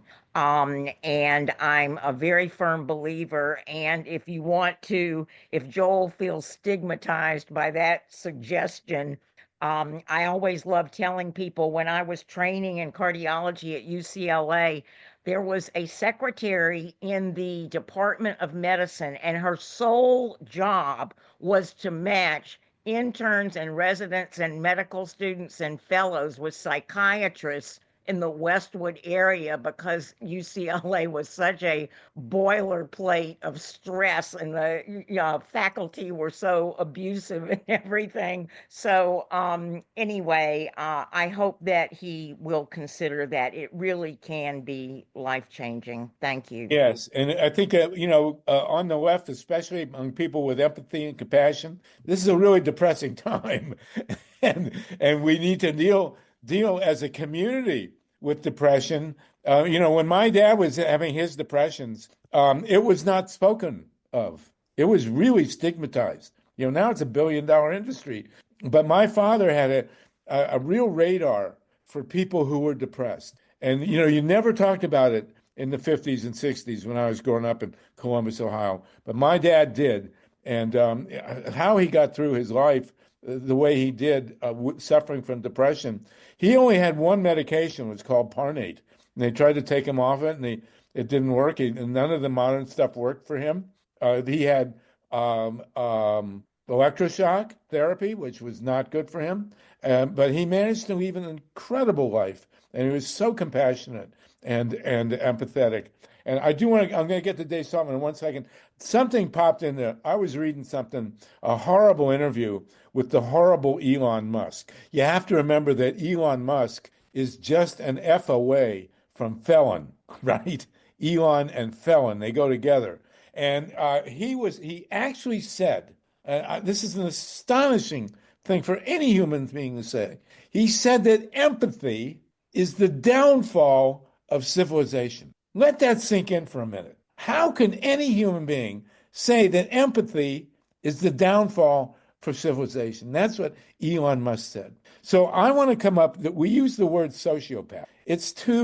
There's got to be a word, like Mimi, you're the poet, there's got to be a word for a human being that does not have empathy or compassion. It almost seems genetic. You look at Donald Trump. This is a beast that has no empathy or compassion. That's what sets himself aside from the human community in my world. There has been no more destructive organism on the face of the earth than a human being that lacks compassion and empathy. And somewhere there's a word for that. It's not sociopath. But, anyway, anybody wants to think of it, let's have kind of a contest. Sluggo, we could anyway, combine Trump and Musk and maybe call it a trust. Well, that's a start. Of course, that was also an album almost by Fleetwood Mac, so a little close there. But Yeah, but it was one of their less successful albums. yes, so. it was. It was. Yes. David Saltman, then Tatanka, Dorothy, and Mike again. Oh, Mike, you just spoke. Doctor, we do have a genuine therapist with us, Dr. Nancy. She can give us some advice, and Lisa White. But go ahead, David Saltman, please, and then Tatanka. Yeah, thank you, Harvey. I didn't know Joel Siegel, but I was deeply involved in the anti-war movement, starting with Ramparts and so on, which was a media-based, if you want to call it, organization. Oh, by the way, the word that I think, at least that I've been using for these guys, is monster. These are monsters. Yes, they are monsters. These are absolutely monsters. But Harvey, I'm interested in you, as far as I understand it. You're my organizing hero. You organized the Clamshell Alliance. Ooh. And you organized you filled Madison Square Garden 5 nights in a row with music and millions of people. I don't know of any more successful organizing effort than that. So I think you need to tell us how that worked. In my impression, and I could have this wrong, this all started with Lovejoy's nuclear war, with when Sam Lovejoy knocked down the nuclear tower in Massachusetts, and you kind of took it from there. So why can't we do that again? I mean, music is still the key, in my opinion. It is a key. I'm a very small part of those things. If you say that I organize them, you're trying to get me killed by both our friends and the other side. But I thank you, Dave, for the compliment. I was just very, very lucky to be a part of these movements. I will tell you what inspired me. And somebody, yes, Joe Mangano pointed out, and this is absolutely critical. And I think it really makes a big difference in organizing, that we can win. Not only can we win, but we have been winning. If you had said in 1961 that you were setting out to stop atmospheric bomb testing, people would say, oh, you'll never get that done. So the formative moment, and again, I have been a small part of these organizations. I've been along for the ride. I've been very, very lucky. The formative moment in my life as an activist, I was a junior in high school. My parents were good New Deal liberals, my mother especially. And my mother was a tremendously compassionate, empathetic human being. So I was captain of the tennis team in my high school, and they called me because of my mother. There was a rally, the NAACP was rallying in Columbus to, and I may have told this already, to desegregate a roller rink. Why a roller rink in Columbus, Ohio, in 1962 was segregated is beyond me. This is 8 years after the Brown decision, but nonetheless. So me and a guy and his girlfriend, who I think in retrospect was the sister of Les Wexner, who started the Limited. But anyway, we went and picketed. I had no idea what we were doing, but we just picketed, and then we went in. I think it was supposed to show that they were, segregated. They let these white kids in and not the black kids. And you know what? We won, and the damn place was desegregated. And I looked at this as a jock, and I said, wow, that's another sport. We could go out and win these things. And I have always, and all the people around me, including Joel and Russell and Mimi, we have always had the mindset that we can succeed. And Jesse Jackson really said, you got to celebrate your victory, and you got to believe in your victory. I mean, when we started fighting nuclear power, Nixon said there would be 1,000 nuclear reactors in the United States by the year 2000. In the year 2000, there were 104. Way too many, but 896 fewer than there might have been. So now we're looking at these guys in the White House, these crazy monsters with their lack of empathy and compassion, and we can beat them. I have no doubt that we can beat them. We have no choice. We're cornered. We're a cornered animal, and if we don't beat them, we're dead. This is about our survival. So, if there's anything I've learned, and again, I've been a minor player in these fabulous movements. I've been incredibly blessed. But and it's not a question of optimism. It's a question of belief that you can win, and that you have no choice but to win. Those are the two. That's the combination. I look at Mimi. I look at Russell. I see people who've been succeeding their entire lives, and we just know what we're up against. We're up against a tough opponent, but we have children and grandchildren. We have to survive. They have to survive. We have no choice but to win. So, of course, we'll win. That's it. Tatanka, you're of the same mindset. Please. Well, we have no choice but to win, and so we choose every day to win. Right.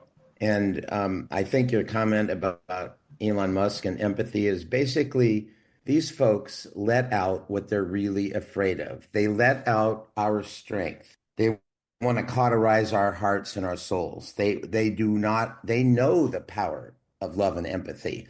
I mean, when we get to the next level of organizing, as you talk about it, that will be one of the characteristics of it. Because I believe that there is no separation in all the universe, is that solidarity is baked into our DNA.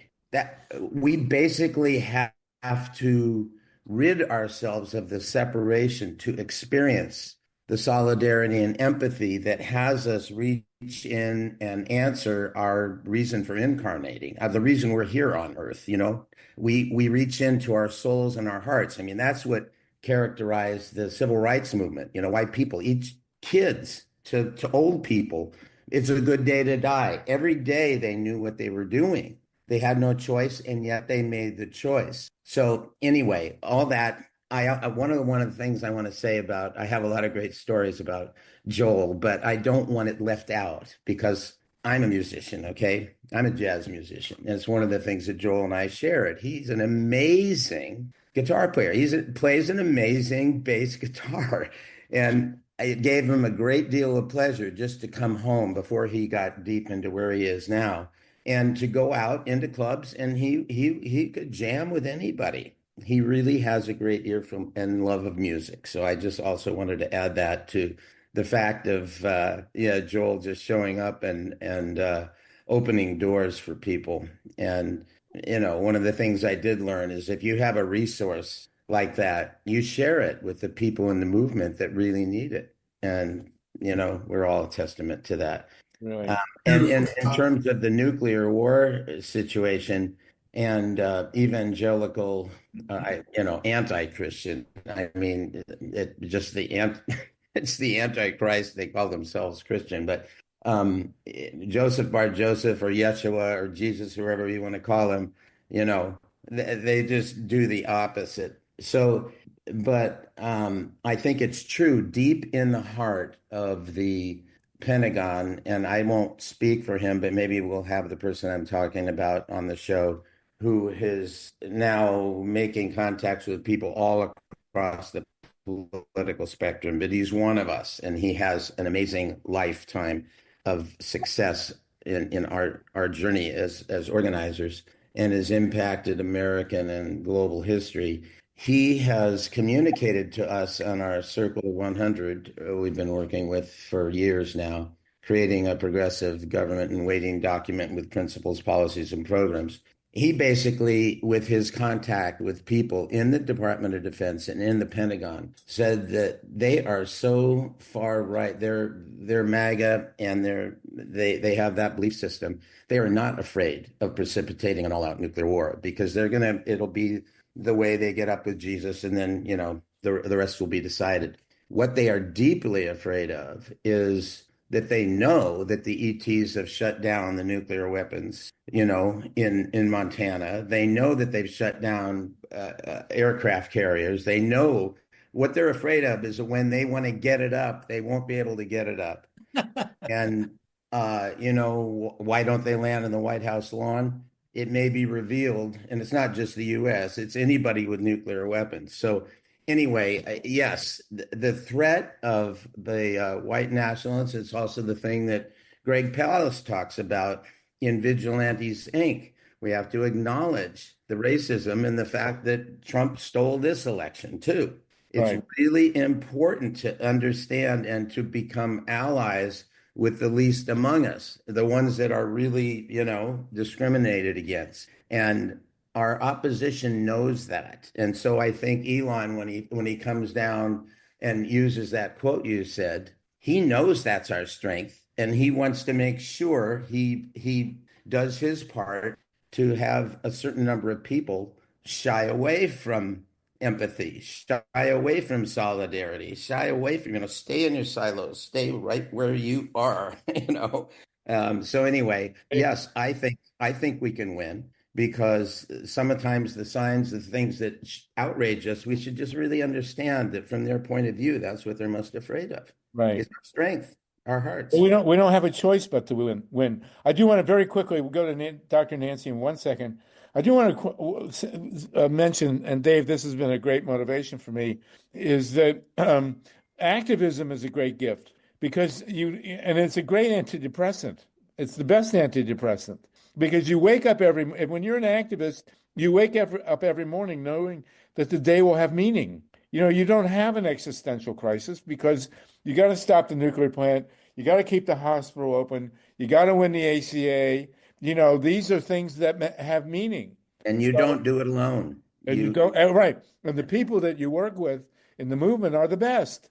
And I would love Lee Felsenstein to join this conversation too, because he should. He should. He was going to have some time today. So even if he comes back next, I'm looking at Mimi Kennedy or Russell Green or Dave Solomon and you guys, everybody on this call. It's just what a gift to get to know you people. And this is all, heart to heart activism. I have never had a bad day where I didn't know what the hell I was going to do. Because there's so much to do. There was a great line from A.J. Musty, the great nonviolent organizer. And he says, somebody asked him, what's it been like to be an activist all your life? And he says, well, the pay's no good, but the work is steady. but he was wrong, because the pay is the best. It's the best pay you can have, because we do win. When we win, we know our lives have been worthwhile. And we've always got something meaningful to do. So there you go. Yeah. And I wanted, before I spoke, to say hi to Russell and hi to Mimi. It's great to see you again. It's great to see everybody. We still have 93 people with us. Dr. Nancy, go ahead, please. And then Melissa, Dorothy, and Lisa, and Mimi. First of all, Harvey, thank you for the introduction, but I am not a professional therapist. I am a medical doctor. I'm a neurologist. And by being certified in neurology, you are also a psychiatrist. My boards are in neurology and psychiatry. Thank God you're on the call. We need your services. I'm technically a psychiatrist, but I practice neurology. A few things. I totally agree with what Dr. Ruth said, that it's important to treat depression and anxiety. To me, biochemically in the brain, those are separate, although they tend to fall together for more complicated reasons. But treatment should not be an embarrassment. And I will tell you that when you do over-the-counter alternative herbal kinds of things, when those herbal things get analyzed chemically, very often they are doing exactly what a prescription medication for the same reason would do. They're the same thing, and you don't know what else comes along with it. So you always risk that there's something dangerous in it. But it's really important to treat depression and anxiety. I think playing music is a treatment. Certainly, it's been proven in good studies that daily exercise is a great treatment.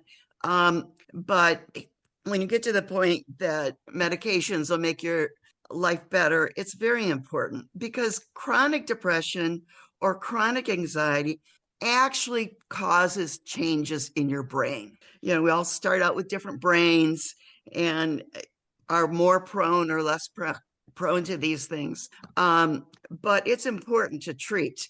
And as far as Musk and Trump go, we know that Elon Musk came out in public early on bragging about how he is autistic. And we know Trump has a son who's autistic. And having seen many countless autistic kids myself, I will tell you that it doesn't come from nowhere. It's very clear that those personalities, I prefer to call it a personality, run in families. And I don't mean it negatively, but what autistic personalities struggle with is empathy. They just don't pick up clues of what other people are feeling.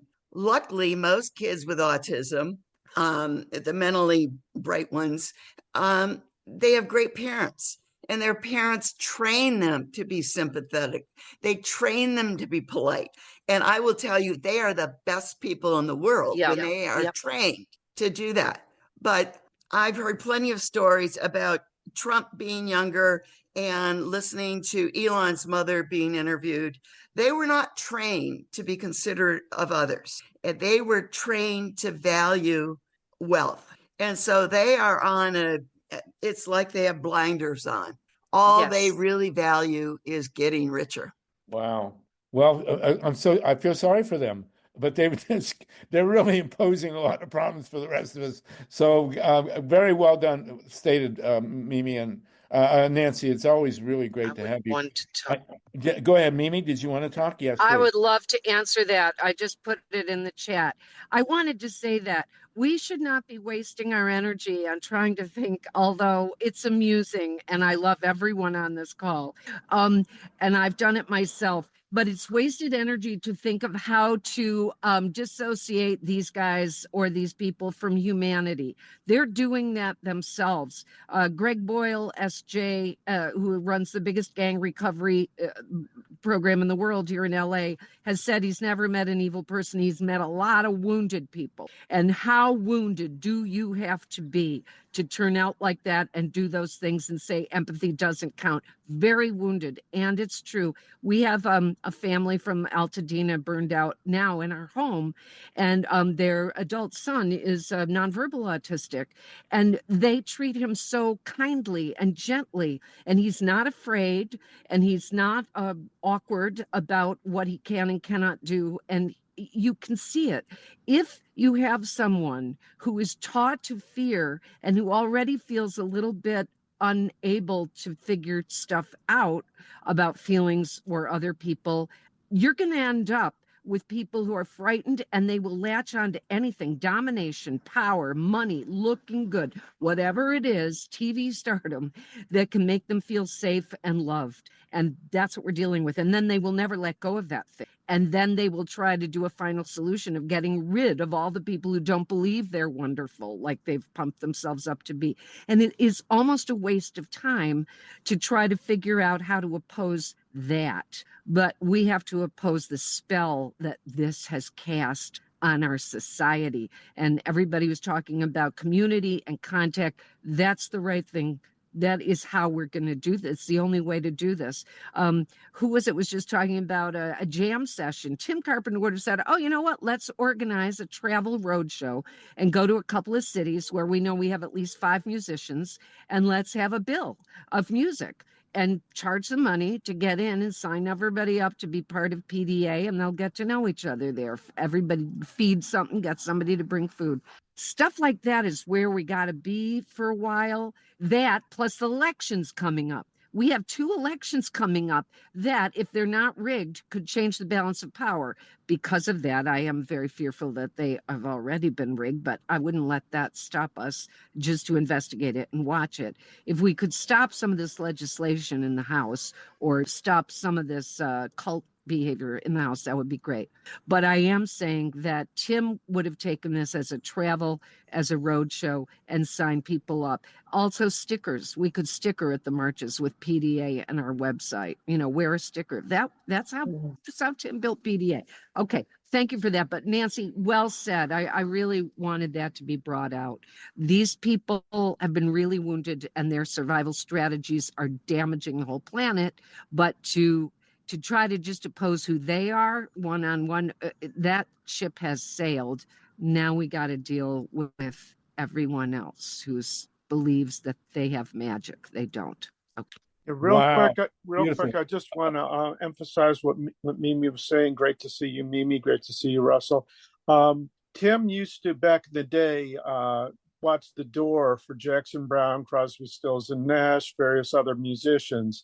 And the way Tim told the story is they would take their Coke money for a week, put it in a jar, rent out the Hollywood Bowl, and have a benefit concert.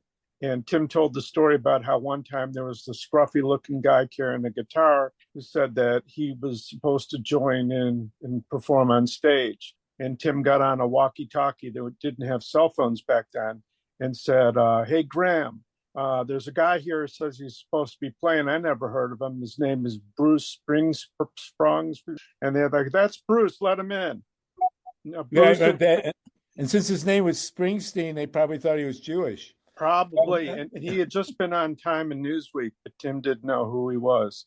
But Tim loved music, and he loved organizing, and he loved road shows. Mimi's absolutely correct. And if I could just say one thing about what Mimi was talking about, these people who are predatory and destructive, they all need to be out of power and in therapy. And the sooner we can get that to happen, the better off we'll all be. Well, if there was ever a group of people that needed therapy, it was the tech bros. They were at the inauguration. You know, you got Zuckerberg, Bezos, Elon Musk. You know, they all look like they really need help, man. So, and Trump most among them. To that point, Harvey, I that call was from Lee. He doesn't know whether to leave or not. Can we just? He's a tech hero. I mean, he's the guy who invented really the personal computer, and he might have something to say about this. Can you invite him on? He's here. All right, he can take my place. You know, you can put him in. Well, I know Dorothy Reich has had her hand, and then let's bring in Lee. I'm right here too. Who's that? I'm Melissa. Oh yes, yeah. Well, Dorothy was prior to you, but let's go Dorothy. I'll my time to, and then Lee, and then we'll get to you. Okay, Melissa. I'll let Dorothy speak. Great, thank you. Go ahead, Dorothy, and then Lee. Hi. So and then Melissa. So totally incredible. So much to say.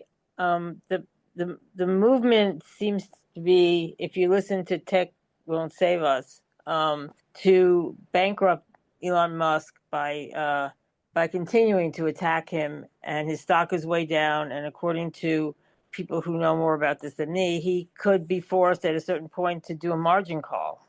Are you there? And if he's had to do a margin call, if he gets a margin call and he has to start selling his stock, then it's going to be all over. So that's something to keep in mind. For those of you who don't know, a margin call is the financial equivalent of a nervous breakdown. Yeah, because his money is all borrowed against his Tesla stock. That's the majority of his money. I just wanted to say, well, first, I have a funny Bruce Springsteen story if you have a minute. I went to... Lee has to go. Can we let Lee come in and then we'll come back to you? Sure. Lee, go ahead. Lee, jump in, and then Felsenstein, and then we'll go back to Dorothy. I've been sitting here for an hour and nobody's noticed me. Been sending messages. No, we couldn't see you. We can't see anybody, but go ahead. You couldn't, because when I tried to turn the video on, it says it. Yeah, well, here you are. So learn how to use the equipment, huh? Okay. The revolution will not be televised. It will go the other way. Okay. So add that sentence. Now, I'm here in part to talk about what you can do about with the communications in regards to demonstrations. And here's what I've just learned. Cell phone, for Christ. That was my phone ringing. Okay. And, that's what you use. Well, you can focus. SMS, messages, text messages, the sort of lowest level of communication you get on phones. What we talked about with Tatanka and Sligo was in QR codes to scan them, and you get a URL, you get a web page. But there were problems with that because the opposition could put their own QR codes up purporting to be ours, and you get their web page. But if I don't know if you've been to an event or anything, when they say just dial this, send a null message or one word or something like that to the following number, and it's like 6 digits. And you'll get on our list. Well, you can do more than that. And I've researched it. There are services around. You pay the money and you get this service. You can set that up so that a whole lot of people could dial one number, and they get back the URL that they should go to. Now they have to choose to select that and go to that URL, and which is the web page you're presenting. But it's the way you can present your presentation in effect to them. And the cost is 0.75 cents per message. You think you could afford that? Well, if we have 1 million people at a rally, how much is that? Well, let's work it out. 3/4 of a cent means for 100 messages, it's 75 cents. I think I'm not right there. Yeah. So $7.50 for 1,000, $75 for 10,000, 750 for 100,000. What does it get to? It says $7,500 for 1,000,000. Let's do it. It can be done. Okay, so we need to get the details on that, Lee, so we can. Yeah. So what I'd like to do is find somebody who can work with me. I mean, I'm not going to do the work. They're going to do the work. Whoever volunteers, I'll provide connections, advice, and so forth. Because I got other work I got to do. All right, so we will present you with a team of people who are under 40, or maybe even under 30, and we'll get the tech specs done on that. And we'll talk about it next week. I'll be 80 in a month, so I'm worth 2 of them. All right, good for you. Everybody will celebrate my 80th birthday, which will be New Year's Eve. So, okay, very good, Lee. And thank you for sticking with us. I know we promised you time, and it's always worth it with you. Again, people, this guy, he's the one who founded the Homebrew Club that gave birth to Silicon Valley. I'll call you after tomorrow. I'll call you tomorrow. Thank you, man. Appreciate it. Okay, Dorothy Reich, thank you for sticking with us. The great Dorothy Reich, one of our truly great organizers and activists who knew Tim Carpenter very well. There you go. Yeah. Go ahead. Yeah, the first time I spoke to Tim Carpenter, I called him and yelled at him because he had endorsed somebody in a local race, which he wasn't supposed to do. And we were supporting another candidate. And I called and I read him the Riot Act, and he said, I was just endorsing her personally, I'll make her take PDA off. And he was like, totally in. Well, let me tell you, folks, that as someone who has read the Riot Act by Dorothy a couple times, it's not something you really want to do. So I went to a concert at the Santa Monica Civic Center in the early 70s. And it was supposed to be going to see Dr. John the Night Tripper. And we got there a little bit late, but there was a guy on stage in a white undershirt dancing all around and singing and everything, and the energy was incredible. And we went, who is that? Who is that? And it was Bruce Springsteen. And after that, Dr. John couldn't get the audience back after Bruce Springsteen. But did you get Bruce's undershirt? No, I was too far back. But I just want to say that Joel, back to Joel. I met Joel. I don't remember how I met him. I think it was mostly online. I know it was. And we got involved in this Puerto Rico after I introduced you. I introduced you guys. You introduced us. After the Hurricane Maria, we both said, Puerto Rico has to go solar. And then this won't happen because every time there's a storm, all the power lines go down. And so we tried to work on that for about a year and a half. I spent a whole bunch of money and nothing came of it, of course, because the powers that be didn't want the people in Puerto Rico to have solar power and not make money off of them. So it's just the whole thing was just disgusting. But anyway, Joel and I became friends, and he actually came out to my house to one of our events, and he was blown away. Kevin DeLeon, wrongly vilified, gave a speech, and Joel thought that Kevin should probably be president. So I hope that everybody digs deep, and we need Joel back, because at times like this, we need great organizers and inspirational people, and we can't do it. It's hard to do it without people like Joel, and especially without Joel himself. So I hope everybody comes through. He'll be with us. We'll get him on the upside, and as so many other people who, and I'm glad the issue of depression came up. I mean, in this discussion, it's very important. And it's obviously a deeper syndrome involved with depression, but it's certainly a tangible illness, as I knew growing up. And Dorothy, you've been a great friend and organizer for. Dave Saltman should meet Dorothy Wright and find a real organizer. Okay, thank you. Anything more, Dorothy? I'm just trying to think. Just everybody needs to I get up every morning, I send out my emails. It almost makes me suicidal these days, but you have to do it. Knowledge is power. Don't shy away from watching the news. Read Down with Tyranny, Howie Klein's great publication, his great blog post, and Howie's very sick. Howie is fighting pancreatic cancer. Oh my God. But he's still working, and he's still posting, and really need to read his analysis of what's going on. It's really important. He's a brilliant man. And listen to Amy Goodman, painful as it is. You have to listen. You have to listen to Ian Masters. He has really insightful commentators on very important stuff that he's bringing that you don't get from other people. Yeah, and Tom Hartman. And Tom Hartman. Who asked, by the way, Harvey, why isn't the Democratic Party and why aren't we doing what the Republicans do?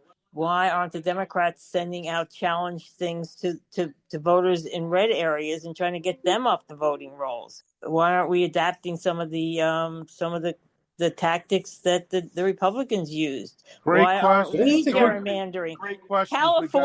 California just committed suicide with their citizens redistricting panel. Terrible.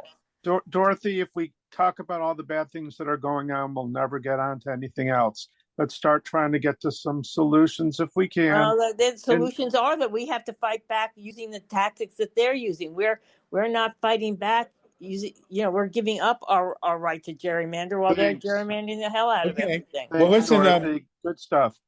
Lisa says she has some solutions. She's in the chat. We're going to go to 4:20, so it's only 14 more minutes. But this what a mind-boggling session. This is amazing. And Mimi, I hope your car hasn't turned over. You look like you're on your side. Okay. There you go. Thank God. Okay. Real quick from Melissa. She's always got an upbeat statement. Melissa and then Lisa.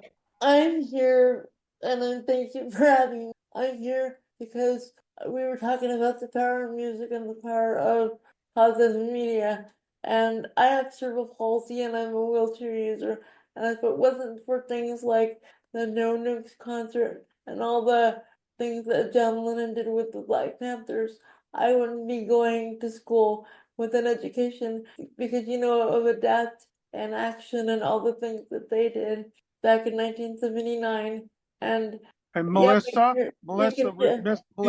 real quick, I just wanted to let you know that you're speaking to Sluggo Wassman, who was involved in the No Nukes effort. He keeps downplaying how involved he was. My understanding is that he tuned the guitar for Bruce Springsteen. No, I can't tune it.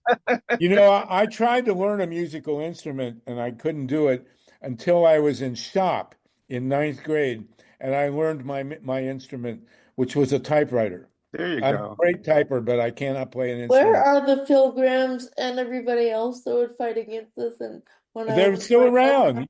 Jackson Brown, Bonnie Raitt, James Taylor, they're still going. It's we need to be doing we need to be doing this through music. We can't gerrymander. We can't play the same game. We need to be doing the concerts like we used to do. You're literally singing to the choir. Absolutely.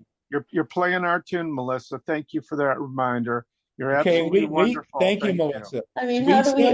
How do we organize this so that we? Well, we're gonna talk about that again next week. This is an ongoing conversation. We had an amazing nano movement with Lee Felsenstein, who's the great godfather of Silicon Valley. So we're going to continue with this. Melissa, you're great. It's wonderful to have you with us. Lisa White, we're only going to be on another 12 minutes. Anybody else want to jump in? I will call on Mimi and Russell for a wrap up, and Salty if you want to jump in too. But Lisa White, go ahead, and Tatanka. Thank you so much. I appreciate you. I appreciate this meeting regarding nukes, solutions for how we can organize and get together, and also some issues were brought to the table about depression, and something was brought up about the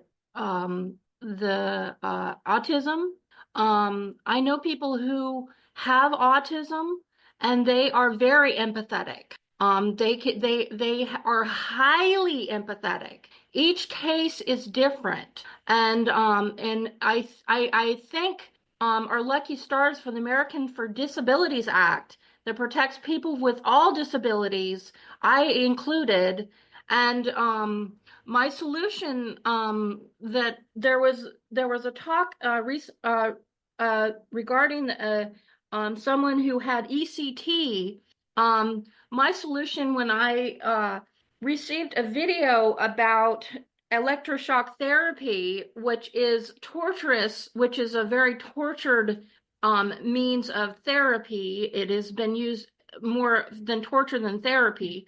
I wrote to ACLU, Anthony Romero, and to see if a further act can be done regarding the no torture.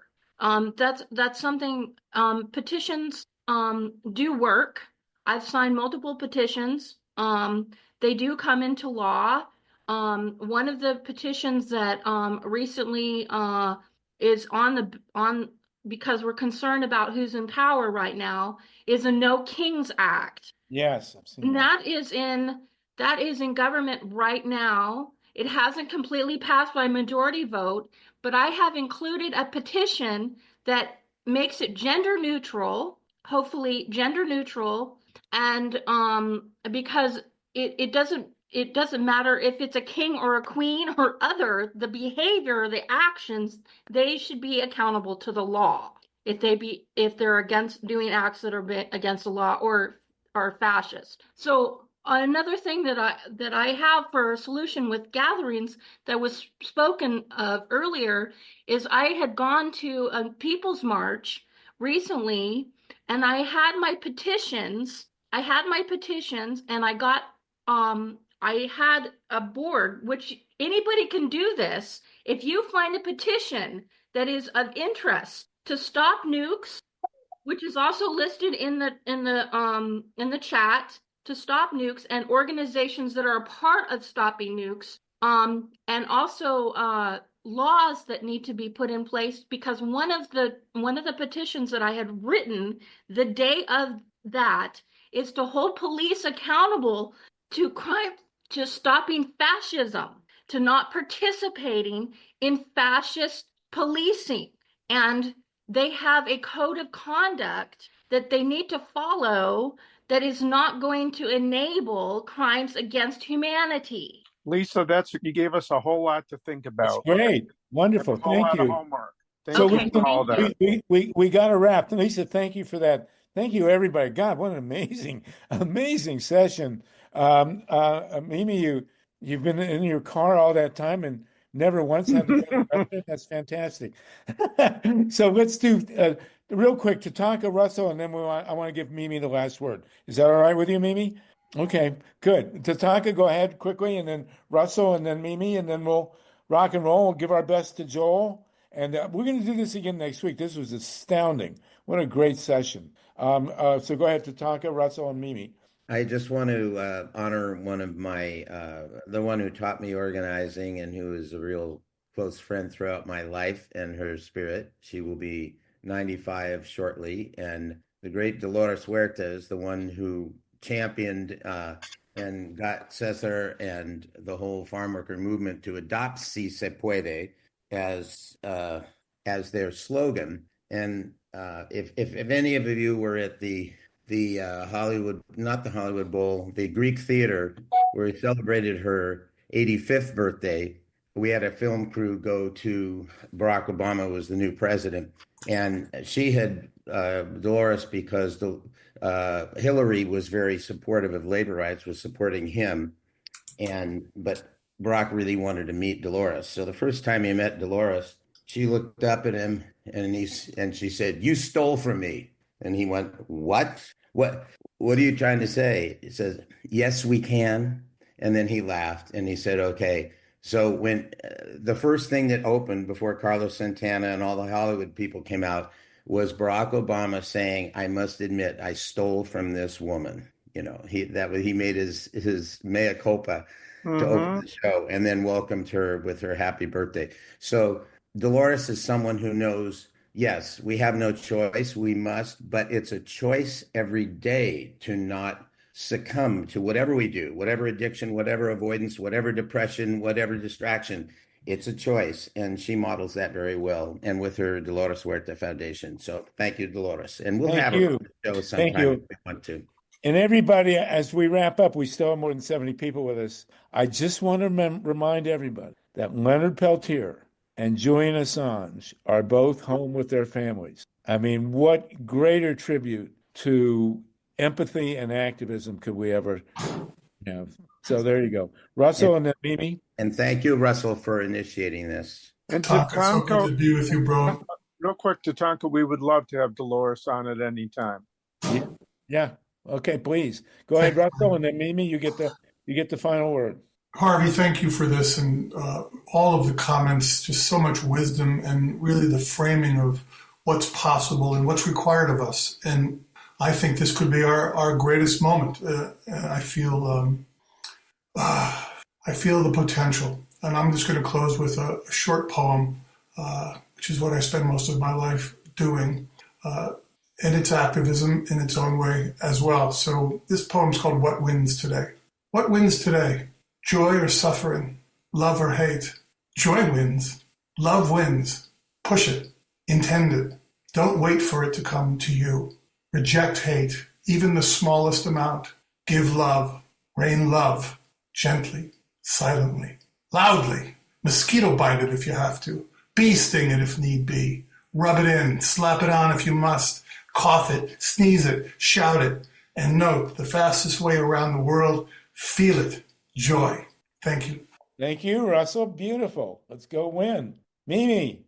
Great. Yeah. I'm just going to reiterate. Yeah. I guess. Oh, are we there? All right. Yes. I guess you've all noticed we've kind of been niched to death. It started before this millennium with the magazines that were just about New York or Self or anyway. There was no more Life magazine. There was no more national stuff. That's one reason why it's hard to get a concert together, because there's no more albums put out. There's no more CDs put out. It's all music online. Yes, I know they drop CDs, and I know kids who are starting their careers, they go around and sell their CDs. Everything is local.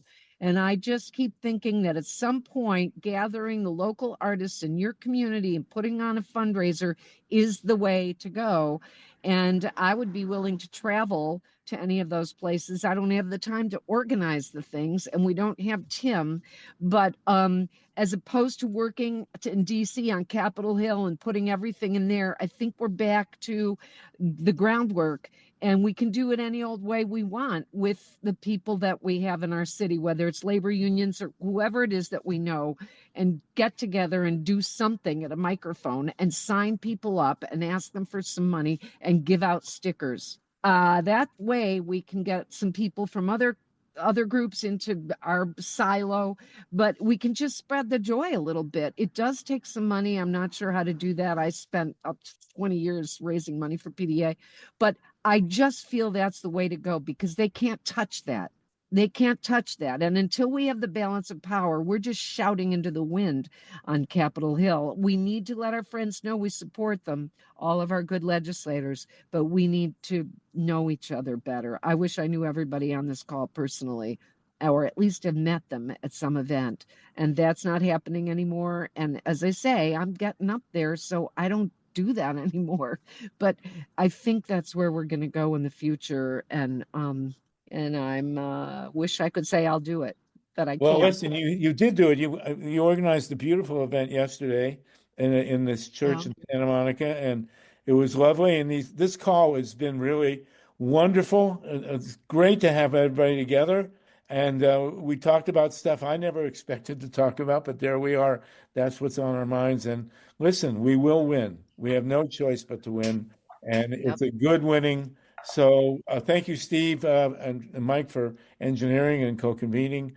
Mimi, you're the first person to talk to the whole group while on your side. And we I don't know what I'm doing. There you are. There. Okay. All right, everybody. Listen, we love you all. Don't forget the Joel link is just dropped in by Mike. Joel, yeah, throw some money his way. He really uses it. And we're throwing energy his way. We are inspired now. Lee Felsenstein, thank you for sticking with it. Everybody, hopefully we'll get our pictures back one of these days. But in the meantime, it's 4:20. Everybody go out, toke up, and we will be back again next week. No nukes. We love you all. Thank you. Oh, and it will be available, by the way, YouTube, and it's available in the archive. If you want to spread it around, it'll be by tomorrow. Steve is such a hard worker, and we'll put it up. It'll be grassrootsep.org. It will get live streamed. Well, I guess it's post live streamed at YouTube and available for you to send around. Thank you again. We'll see you next week. And no nukes, everybody.